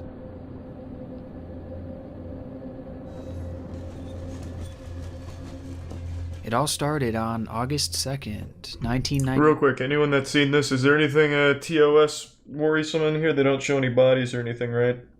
I'm gonna assume not, but just want to cover bases. We good? Khamar Daban. The group consisted of 24-year-old Tatiana Filipenko, 23-year-old Alexander Kresin, as well as Denis Shvachin, Victoria Zalasova, Tamar Babanov, and of course, Valentina Yudachenko, each of whom were merely teenagers. There's a prime Tate-Ax and Despite Loki. their youth, they were all well-trained and No worries, experienced Justin, thank you. hikers. And the group was led by 41-year-old Ludmila Korovina, an internationally renowned master in pedestrian tourism. They were a well-prepared and run group, and the Khamar Daban Mountains were not viewed as being dangerous, especially in the middle of summer. Second, 23-year-old teenagers, yeah. Nearby trails. I don't know what to tell you. One of which was even led by Ludmila's 16-year-old daughter, Natalia. I know all about that, Jukes. Meeting up the very I next talked about it day as well. in the mountains along with their respective crews, before Ludmila and company would continue on towards Ludyanka, their final destination.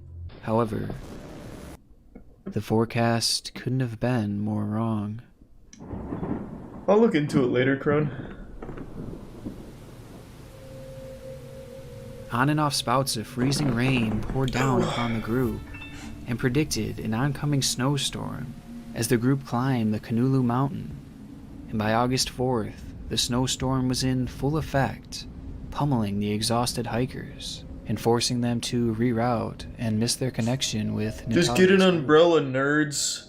Drained of energy, Ludmila would make the call to set up camp. Who would take this photo? They look miserable. For the night. A move that to this day is still questioned, as the hikers were merely half an hour away from a shelter that stood on top of that very mountain. The sun would rise the next day to more stormy weather, with the snow continuing to fall around them. And Prime Vaughn. Ludmila knew that staying where they were would only spell trouble. Yeah, I read about it, Dor. So she ordered the group down the mountain and into the cover of the woods below. They'd never make it there. Just minutes into their descent, Alexander Kresin would begin to stumble. The man considered to be the strongest of the group would fall to the ground as his mouth began to fill with foam. Blood would rush out of his ears and his nose as he laid there seizing violently in front of his group. The hikers stood there stunned. Kresin was in perfect health and just minutes ago he was fine, and now he laid in front of them, dying.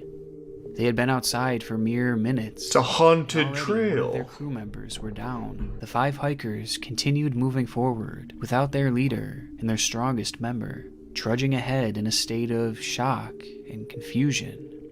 However, this descent wouldn't last long. As they walked out of sight of Ludmilla and their dying friend, screams started ringing out from on top of the hill. It was Ludmilla. They rushed back up to see what was the matter. A bear. Only to find a disturbing scene. A Alexander polar bear. was lying there, dead. And Ludmilla was dying too. What? Unable to move and on her last breath.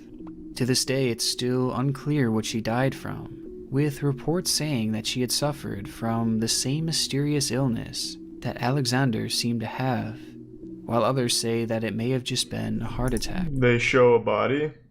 Well, it can't be one of theirs unless they just started taking photos. Here, let me just double check. Scanning through it right now, I don't see anything like that. All I'm doing is spoiling the fucking story.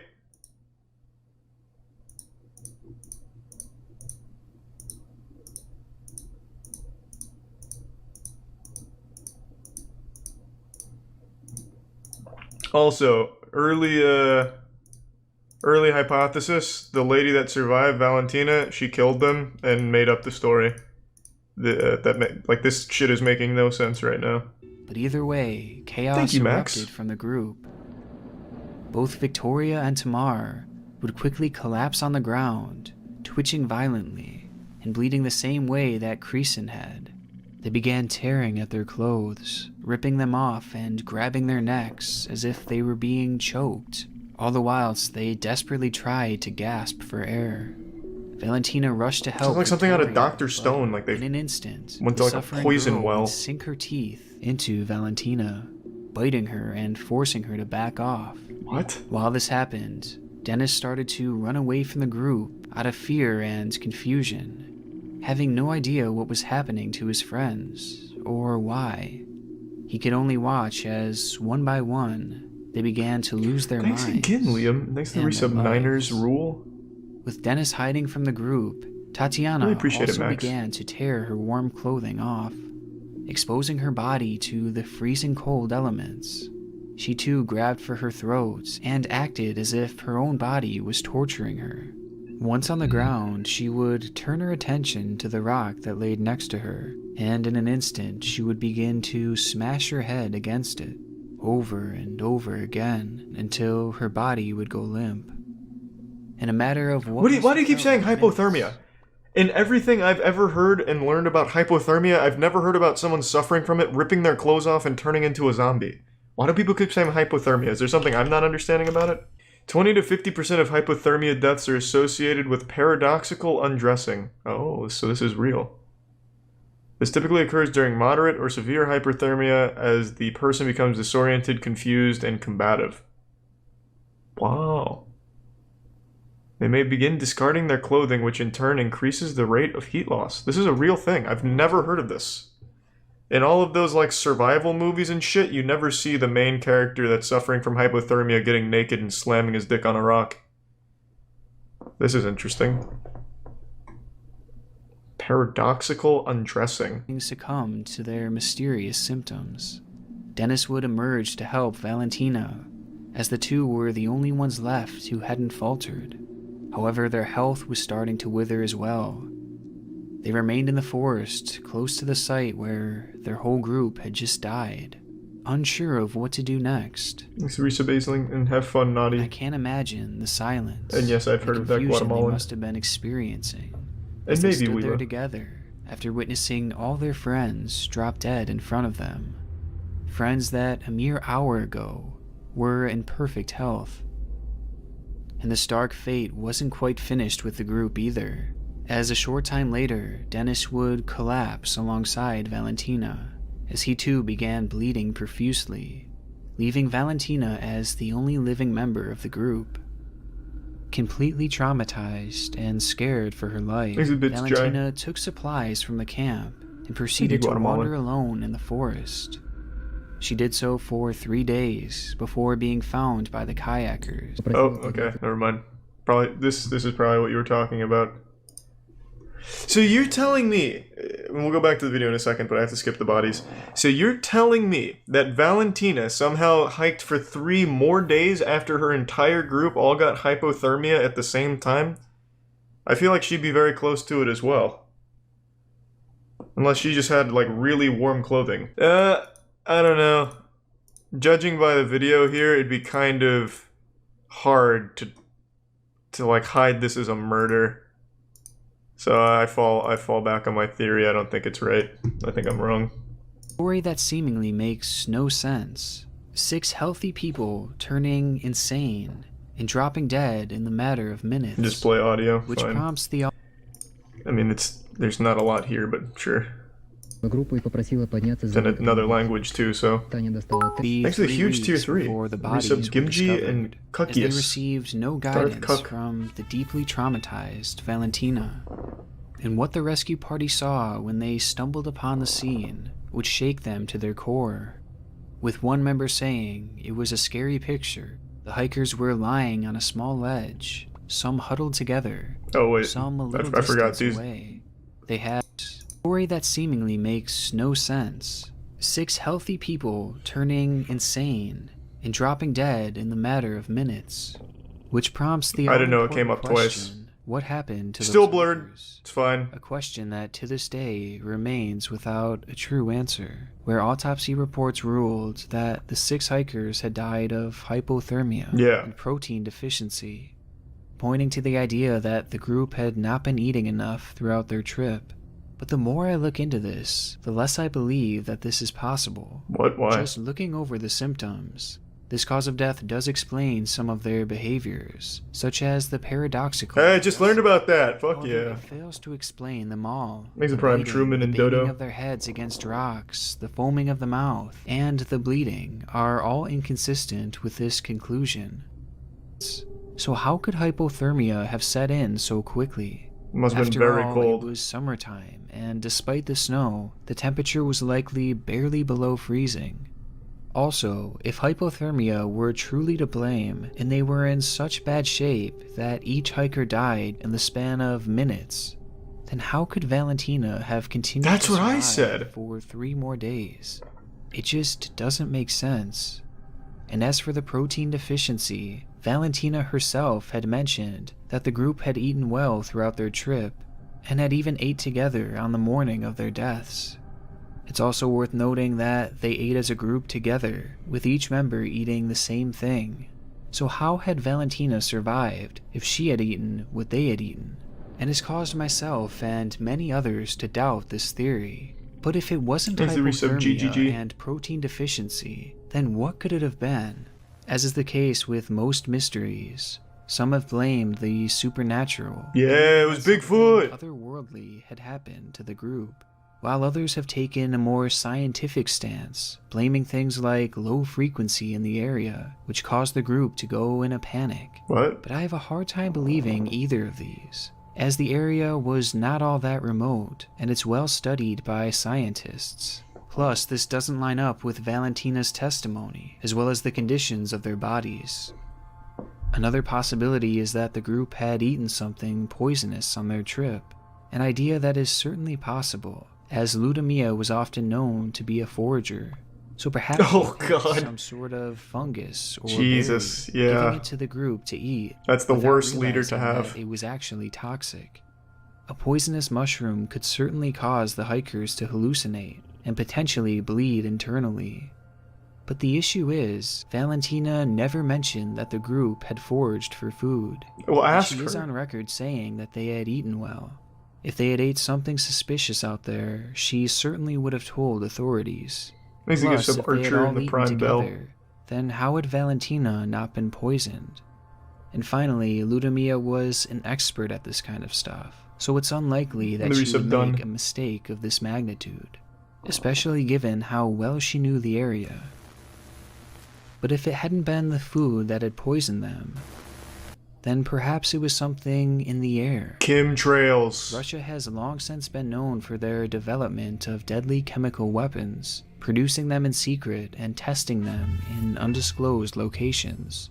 And around this time, it's documented that they had a specific interest in deadly nerve agents, chemicals that could have caused the hikers to snap and act the way they did, as well as causing their bleeding and foaming of the mouth. Because of this, many think it's possible that the Russians had been testing or even dumping their chemicals in the area where the hikers just happened to be. What? After all, in 1993, the Soviet Union was already disbanded, an event that caused thousands of these chemical weapons to go missing, the best possibility for explaining how it happened so quickly. Now, following this theory even more, the case gained virtually no media coverage, besides for a single local article, and it's barely known to this day, pushing some to believe that it could have been covered up. And there's also one final key detail that I found in my research that could point to this theory being true. After authorities were alerted that a group of tourists were missing, they didn't set out a search party until a full week had gone by, despite there being clear weather. Some online have taken this as an indication that authorities were waiting for the toxins in the area to clear before beginning their search. But there are some issues. No, I don't know that one. First of all, the location where the hikers were visiting was fairly popular, and they were a mere 100 meters away from a shelter that was designed for people to stay in. This channel's popular garbage. The military test or dump weapons. I've never heard of the Khamar Daban incident. Remote area. The fuck are you talking about? Also, how would Valentina? It's a frustrating case as the answer seems so hard to settle on. Potentially because it's been incredibly underreported. Thanks to resub. And the reports that are out there are filled with speculation rather than fact. Also, of the original articles written on this, many were made in other languages, which may have led to things being lost in translation over the years. Oh, maybe. And though Valentina's testimony tells us what had happened on those mountains, it's also possible she had misremembered things, especially given the extreme shock and trauma she had experienced. She had also just recently started discussing this event, leaving things to be forgotten over the years. So with all these factors, it's possible we may not even have the full story, which just adds more mystery to this strange case. And given the lack of attention it's received, they weren't malnourished is the thing. Never know for sure what happened in those mountains.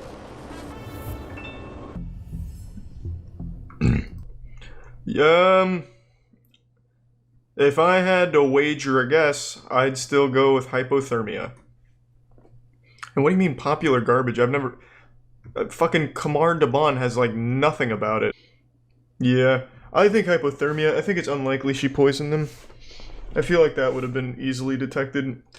I also don't think that they ate anything poisonous, considering they weren't malnourished, so they were just eating shit they brought. I think it had to do with literally just hypothermia.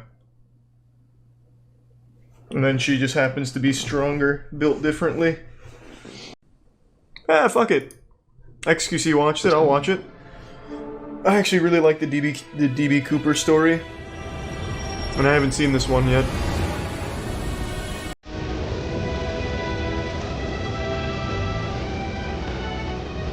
Thanks to the resub Rick in the Prime, Gregory, and Mustard. A daring parachute escape from a flying 727 somewhere between wings. A search was made of the plane immediately. We don't know who he was, where he came from, or where he went. I expect that we'll keep looking until we find him or find out what happened.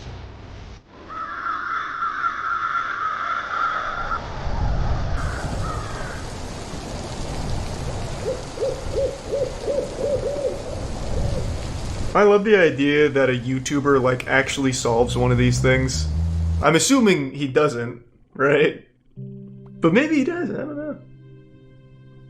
In the afternoon of November the 24th, 1971, a middle-aged man carrying a briefcase walked into Portland International Airport and purchased a one-way ticket to Seattle, Washington. Different place, Hyper. The man identified himself as Dan Cooper, and along with 36 other passengers and a crew of 6, he soon boarded Northwest Airlines Flight 305. Once aboard, Cooper made himself comfortable in the middle of the last row of seats on the right side of the cabin. He ordered a drink and had a smoke, because this was the 70s. Once the flight was cleared for departure, Cooper turned around and handed an envelope to Flight Attendant Florence Schaffner. Inside the envelope was a note featuring a handwritten message stating he had a bomb. Schaffner reluctantly sat down beside him and glimpsed what appeared to be Christ, this story's so fucking wild. Inside his briefcase. Cooper's demands were quite simple. He wanted $200,000 in cash and 4 parachutes. He also demanded a fuel truck to stand ready to refuel the aircraft once they landed in Seattle. Should they fail to comply with his demands, he threatened to, quote, do the job. Once the flight was airborne, Schaffner went to inform the cockpit crew while this was in like the 60s, so 200k back then was nuts. By using a telephone in the rear of the cabin, Mucklow acted as an intermediary between Cooper and the rest of the flight crew. They're 70s, whatever, still a ton. For the next hour and a half, Flight 305 maintained a holding pattern near Seattle, while local and federal authorities scrambled to procure the ransom as well as the 4 parachutes. 10,000 $20 bills were collected from a local bank, while the owner of a nearby skydiving school supplied the chutes. At 5:45 p.m., more than 2 hours past its scheduled arrival, Flight 305 finally touched down in Seattle. By this point, it was well after sunset, and the aircraft was brought to a remote section of the tarmac. Once the flight came to a stop, both the ransom and the parachutes were handed over to Mucklow, who then brought them back aboard. In exchange, how many people Cooper were on board the permitted 2 plane? of the flight attendants, as well as all the passengers, to disembark, many of whom had not yet realized the flight had been hijacked. 36, With the 60? ransom paid and only 4 crew members remaining on board, Cooper told Mucklow to inform the captain that he wanted to fly to Mexico City. They were to fly with the landing gear down, the flaps at 15 degrees and below 10,000 feet. The lights in the cabin were to be switched off, and the aft stairway, which opens from the underbelly of the fuselage, was to remain extended. 2 of Cooper's demands could not be satisfied. First of all, the flight configuration he'd requested would not allow for a non-stop flight to Mexico City. As such, Cooper proposed a refueling stop in Phoenix, Yuma, or Sacramento before they all agreed on Reno, Nevada. Second of all, it was not possible. It seems like they're on Cooper's side. Like, yeah, you can take the money and Cooper agreed tell us to where to go. retract the stairs on the condition that Mucklow remained by his side and taught him how to extend them once the plane was airborne. Parked for nearly 2 hours due to complications with refueling, Flight 305 was back in the air by 7:36 p.m. Less than 5 minutes after takeoff, Cooper told Mucklow to head for the cockpit and that from this point onwards, he was not to be disturbed. The last time she saw the bomb Cooper, turned out to be he fake was though. standing Oh, in the sorry, I middle don't mean of to the spoil aisle things. as if though he was preparing to jump. Mucklow joined the rest of the crew, locked the cockpit door behind her, and some 3 hours later, Flight 305 safely landed in Reno. Once the flight came to a stop, the crew carefully I could be wrong, I ventured don't into the really rear of remember the that. cabin, but there was no sign of Cooper nor the bomb. The aft stairway had been extended mid-flight and was slightly damaged upon landing. It seemed there was only one explanation for the hijacker's absence. At some point between Seattle and Reno, Cooper had strapped on a parachute, walked down the stairs, and leaped into the dark of night.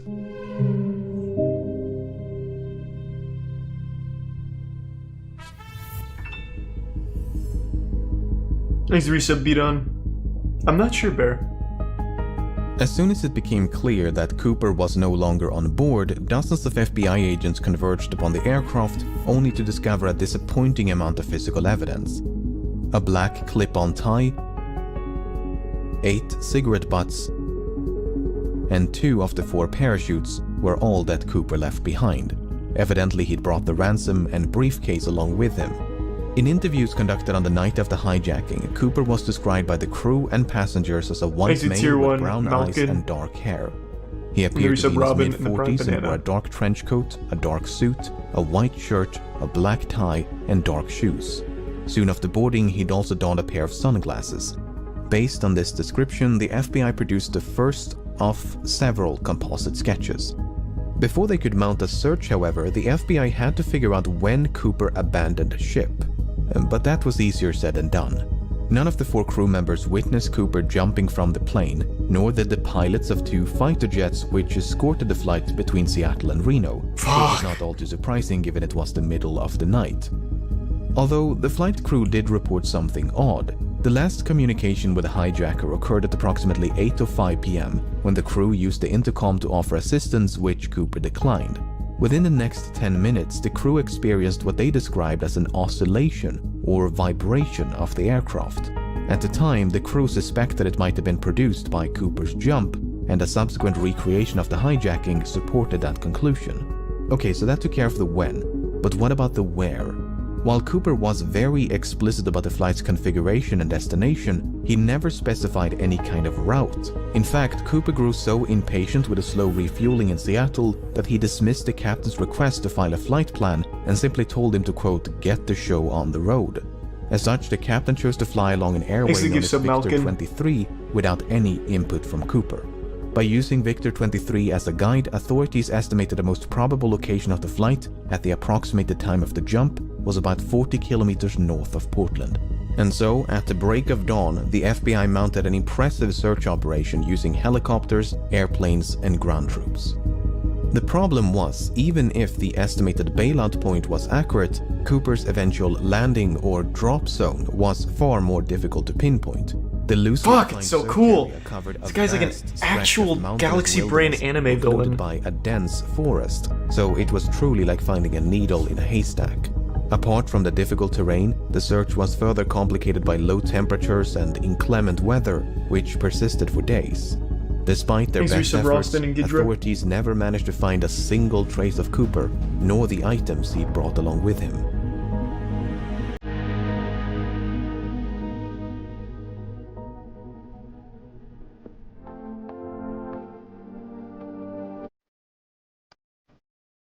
Having made little to no progress by early December, the FBI turned their attention to the $200,000 ransom.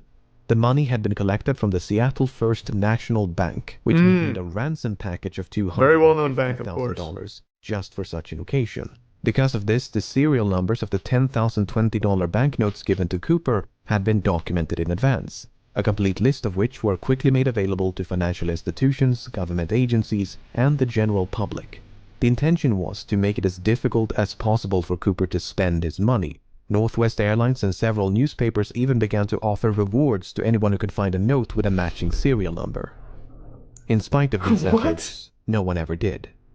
That is until nearly a decade later. In early 1980, a young boy named Brian Ingram was building a campfire on a small beach in southern Washington. As he was digging into the sand, Ingram discovered 3 bundles of cash totaling $5,880. Having heard about the infamous skyjacking, Ingram's parents brought the severely degraded bundles to the FBI. The notes were promptly inspected, and sure enough, the serial numbers matched those of the ransom. Fuck! Big fine, Brian.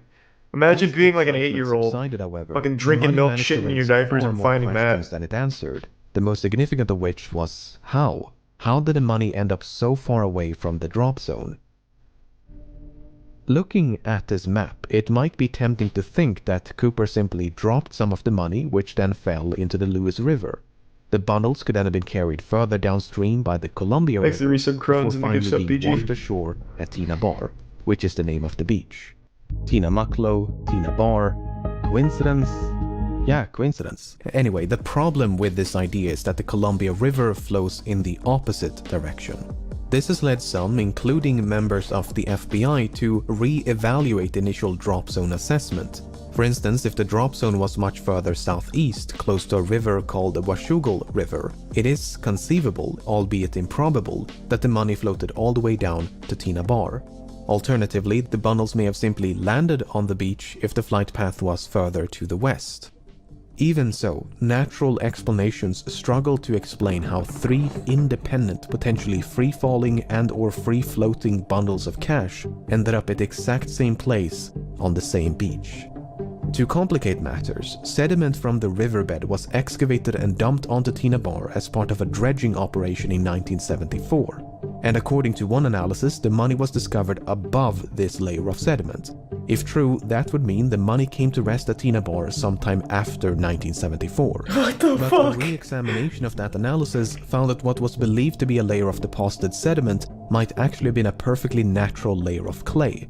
Not only that, but the sediment was clearly dumped some distance away from where the money was discovered. Furthermore, when Ingram discovered the bundles, the rubber bands which held them together were still intact. This is significant because experiments conducted in 2009 revealed that this brand of rubber bands could not withstand exposure to open air or water for more than a year. So, unless the bundles were somehow protected from the elements, they must have become buried at Tina Bar within a year of the hijacking.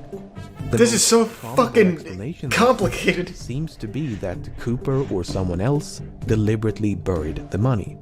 Did Cooper survive and bury the money himself? Did someone else bury the money after stumbling upon Cooper's remains? If you're in the chat, DB Cooper, just let me know, man. This is crazy. I want to hear more about it. It's managed to elude investigators for decades. Suffice it to say, I didn't know any of this part. Within a mystery. Since Ingram's discovery in 1980, both Tina Bar and the grounds around the Washougal River have been subjected to numerous searches. I have not seen that, nobly. But to date, there's been no sign of Cooper, nor the rest of the money.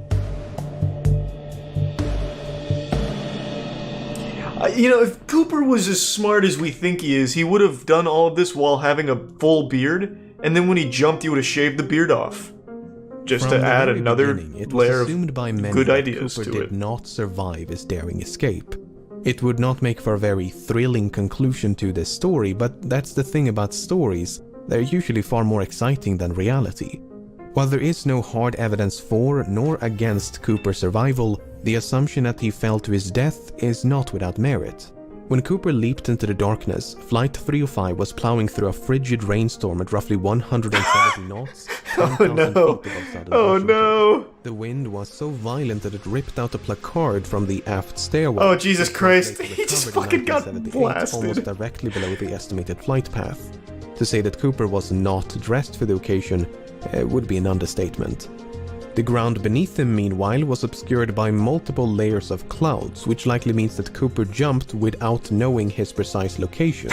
Even if he could see the ground and had a specific drop zone in mind, the parachute he selected was non-steerable, meaning he would not have been able to steer his descent towards a specific landing spot, thus precluding any potential coordination with an accomplice so many problems. On the ground.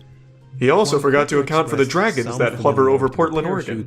His actual competence level is up for debate. And also, on that night, there was a javelin tossing competition. 2 pairs of parachutes, 2 primary and 2 reserve, to make the authorities believe that he intended to take a hostage. That is precisely what happened, as the FBI contemplated, but eventually decided against sabotaging the chutes as they did not want to risk the life of an innocent civilian. But in their haste to obtain them, they unintentionally provided Cooper with a non-functional dummy chute intended for training purposes.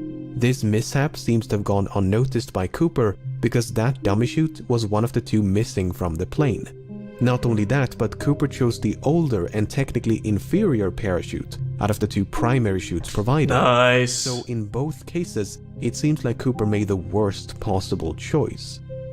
But there are other ways to interpret this information. For instance, it's possible that Cooper used the dummy chute not as a reserve, but as a means to secure the bag of money. In fact, that is precisely what Cooper tried to do with the functional reserve chute. First, he tried to place the money in the chute's canopy before removing some of the suspension lines and wrap them around the bag. Perhaps he used the dummy chute for a similar purpose. And Cooper's decision to use the older primary chute is not necessarily an indication of inexperience. It could also be a sign of familiarity, because the chute he left behind was a civilian luxury chute, while the one he used was a military chute. The argument is that Cooper might have been trained as, say, a paratrooper, and chose the older military chute because that's the one with which he was most familiar. I'm starting to doubt it. I don't think so. Suspect that Cooper had a military You could have given him a giant pair of pants and he probably would have jumped off holding them. Cooper mentioned that the I think he's dumb as Air fuck Force now. Base was only 20 minutes away from the Seattle-Tacoma airport. At the time, that was an accurate assessment and might suggest a military background.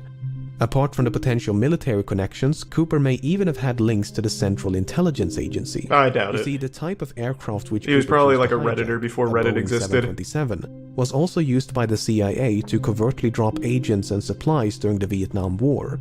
a task for which the Boeing 727 was uniquely qualified due to its distinctive aft stairway. So it's fairly safe to assume that Cooper chose to hijack a Boeing 727 specifically because it provided a relatively safe means of escape. Whether he learned of this from the CIA or came to that conclusion independently is another question. Sugar Daddy. However, the fact that Cooper chose to hijack a flight operated by Northwest Airlines was apparently random chance.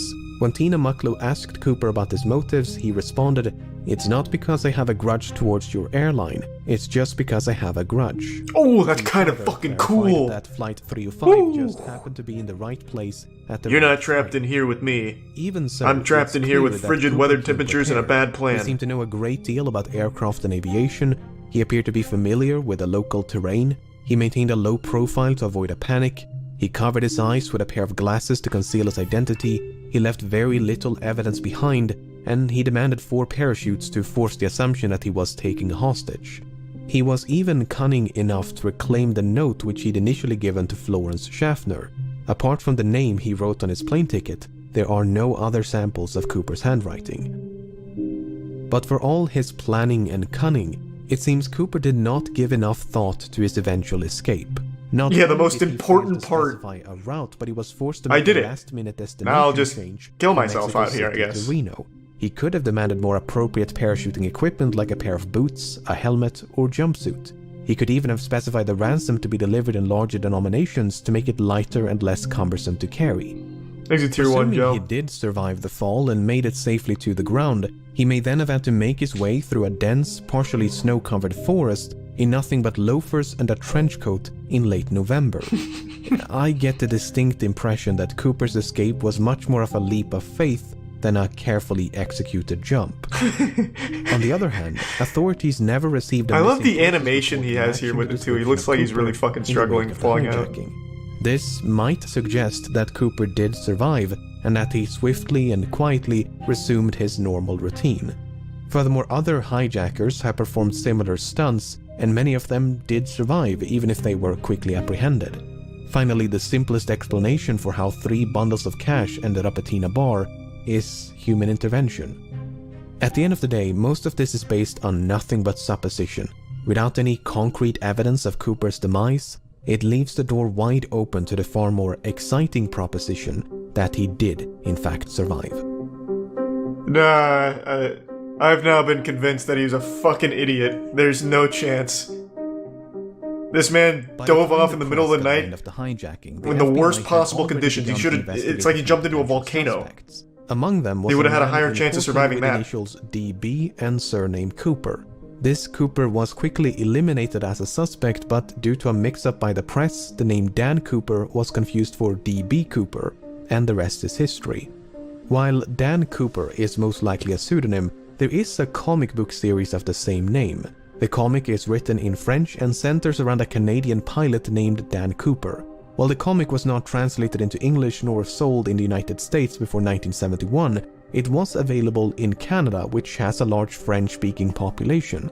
Given that American and Canadian accents can be difficult to Tier 1 distinguish, MD wall. it's possible that Cooper, who was described as having no discernible accent, was a bilingual Canadian. This might even be supported by something that Cooper might have said.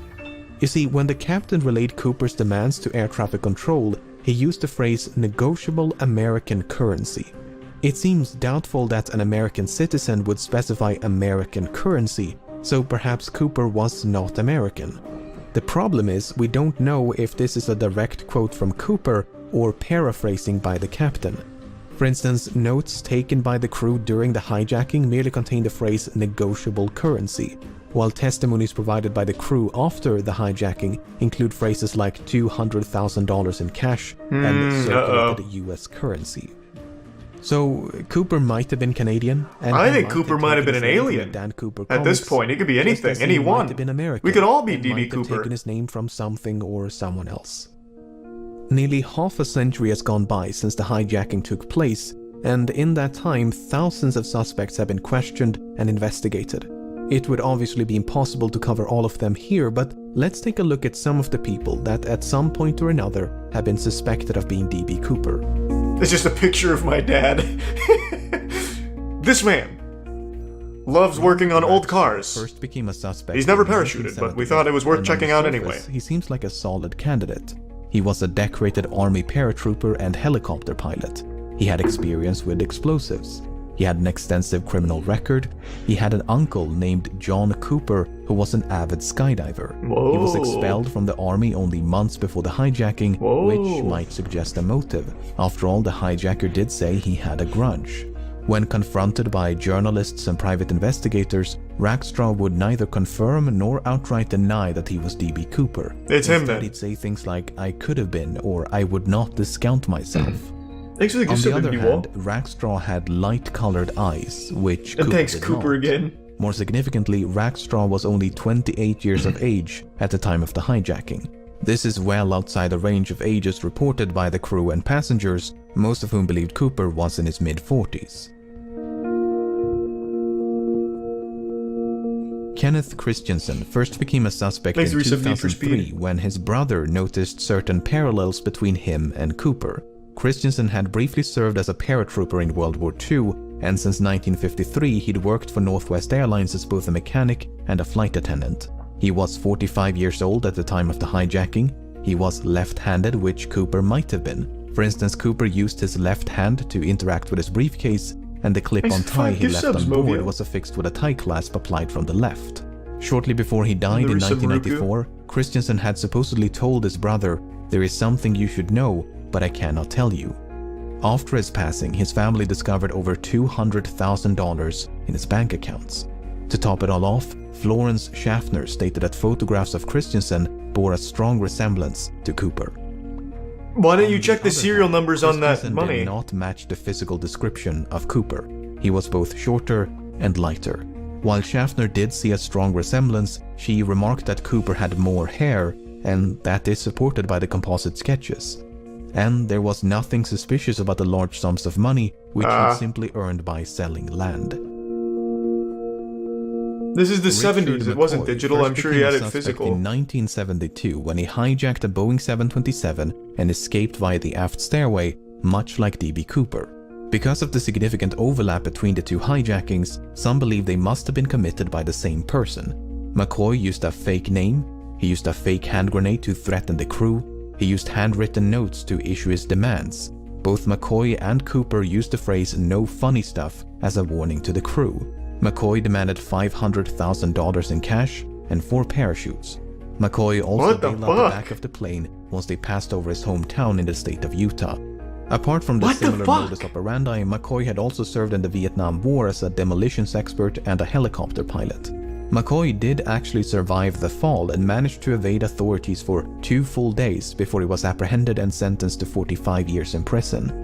Before his death in 1974, McCoy refused to confirm or deny that he was D.B. Cooper. On the other hand, McCoy was an avid recreational skydiver and even came prepared with a skydiving helmet and jumpsuit. He gave very specific instructions about the flight path. In addition to the fake hand grenade, McCoy also used an unloaded handgun to threaten the crew. He failed to retrieve one of the notes he'd given to a flight attendant. He was only 29 years of age at the time of the hijacking, and all 3 flight attendants were quite certain that McCoy was not Cooper. While there are meaningful parallels between these two cases, a lot of McCoy parallels. might simply have been a copycat who'd read about D.B. Cooper in the news. That is a lot of fucking parallels though, holy shit. Dwayne Weber first became a suspect in 1995 when, shortly before his death, he supposedly told his wife, "I've got a secret to tell you. I am Dan Cooper." Following his deathbed confession, Weber's widow recalled a number of fascinating details. She claims to have found a backpack resembling the one used in the hijacking. She claims Weber had sustained a knee injury after jumping out of a plane. Weber supposedly had a nightmare about leaving his fingerprints on the aft stairs. And a year before the money was discovered at Tina Bar, Weber had allegedly paid a quick visit to the same location. In addition, Weber was a World War II veteran, he had an extensive criminal record, he'd matched the physical description, and he was 47 years old in 1971. On the other hand, Weber's fingerprints did not match any of the prints collected from Flight 305. Although, to be fair, there's no way to know if any of those prints actually belonged to Cooper. Furthermore, Weber's DNA did not match a DNA sample collected from the tie clasp. But once again, there's no way to know if the DNA on the tie clasp actually came from the hijacker and not someone else. What's so frustrating is that the FBI likely had a much better source of DNA at one point. If you recall, 8 cigarette butts were collected from the scene, and there's a good chance they were all suffused with Cooper's DNA. The problem is, that evidence was lost at some point, and has not turned up since. How? What do you do? Shove him up his butthole before jumping off? How did... William Smith first became a suspect in 2018. Smith served in the Navy. I totally forgot about that. And likely had some experience with parachuting. He was 43 years old at the time of the hijacking. He had dark brown eyes.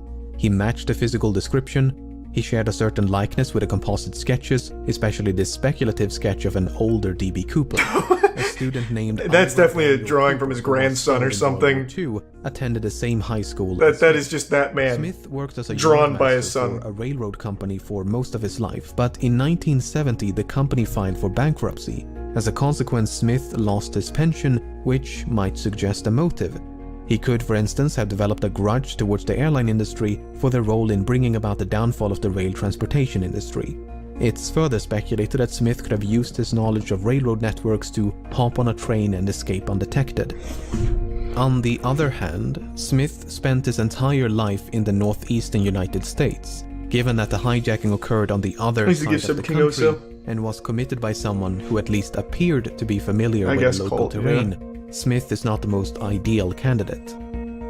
However, the fact that Smith worked as a yardmaster is interesting. You see, the tie that Cooper left behind was recently examined using an electron microscope, which uncovered various metallic particles. Some of these particles, especially pure titanium, were quite rare in 1971. This might suggest that Cooper worked as a manager at some sort of chemical or metallurgical facility, or possibly a rail yard.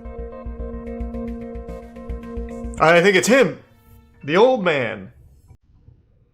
If nothing else, I hope this limited selection of suspects illustrates just how difficult it is to be certain when you have so little evidence to work with. Yeah, that was fucking fascinating. These 5 individuals look nothing alike, yet any one of them could be D.B. Cooper. Was Cooper really in his mid-40s, or did he simply look old for his age? Did Cooper really serve in the military? Yeah, what if they all did it? There was 5 Coopers that kept switching out. In 2016, the FBI had to admit defeat and officially close down the case. Unless someone stumbles upon Cooper's remains or manages to track down the rest of the money, it seems there is little hope of resolution. Did Cooper survive? I have no idea. No, he but didn't. As long no as chance. That possibility cannot be dismissed, the legend of D.B. Cooper will no doubt persist. Thanks to Prime Gavin. In my professional opinion, I think there's no fucking chance after hearing all of the conditions he would have had to go through to survive, that he actually survived. I think what could have fucking happened is he jumped out of the plane and just got split in half and gored by just awful temperatures. He probably went through like a fucking swarm of locusts too with everything he was saying was going on at the time. I think there's no chance that man fucking tapped down on the ground. He fucking died mid-flight.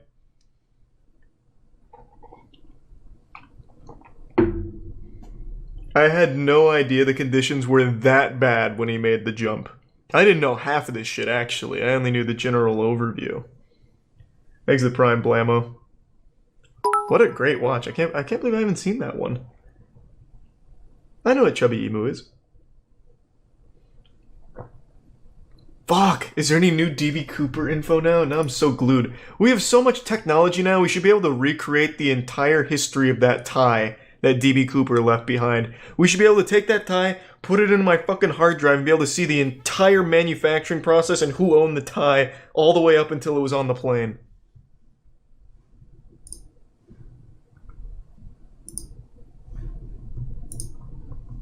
Here's the Prime Nar and the Tier 1 Swebs. I don't even know what that means, James. I'm not caught up on the drama on that one. Let's see. D.B. Cooper. RP is D.B. Cooper. Yeah, that'll be my new character in GTA RP. What is the newest development here?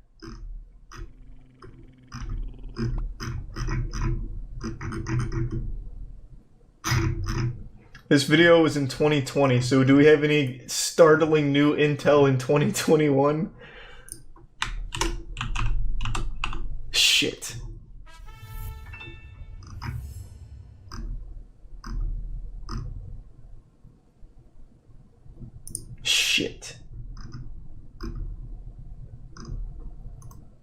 Doesn't look like it.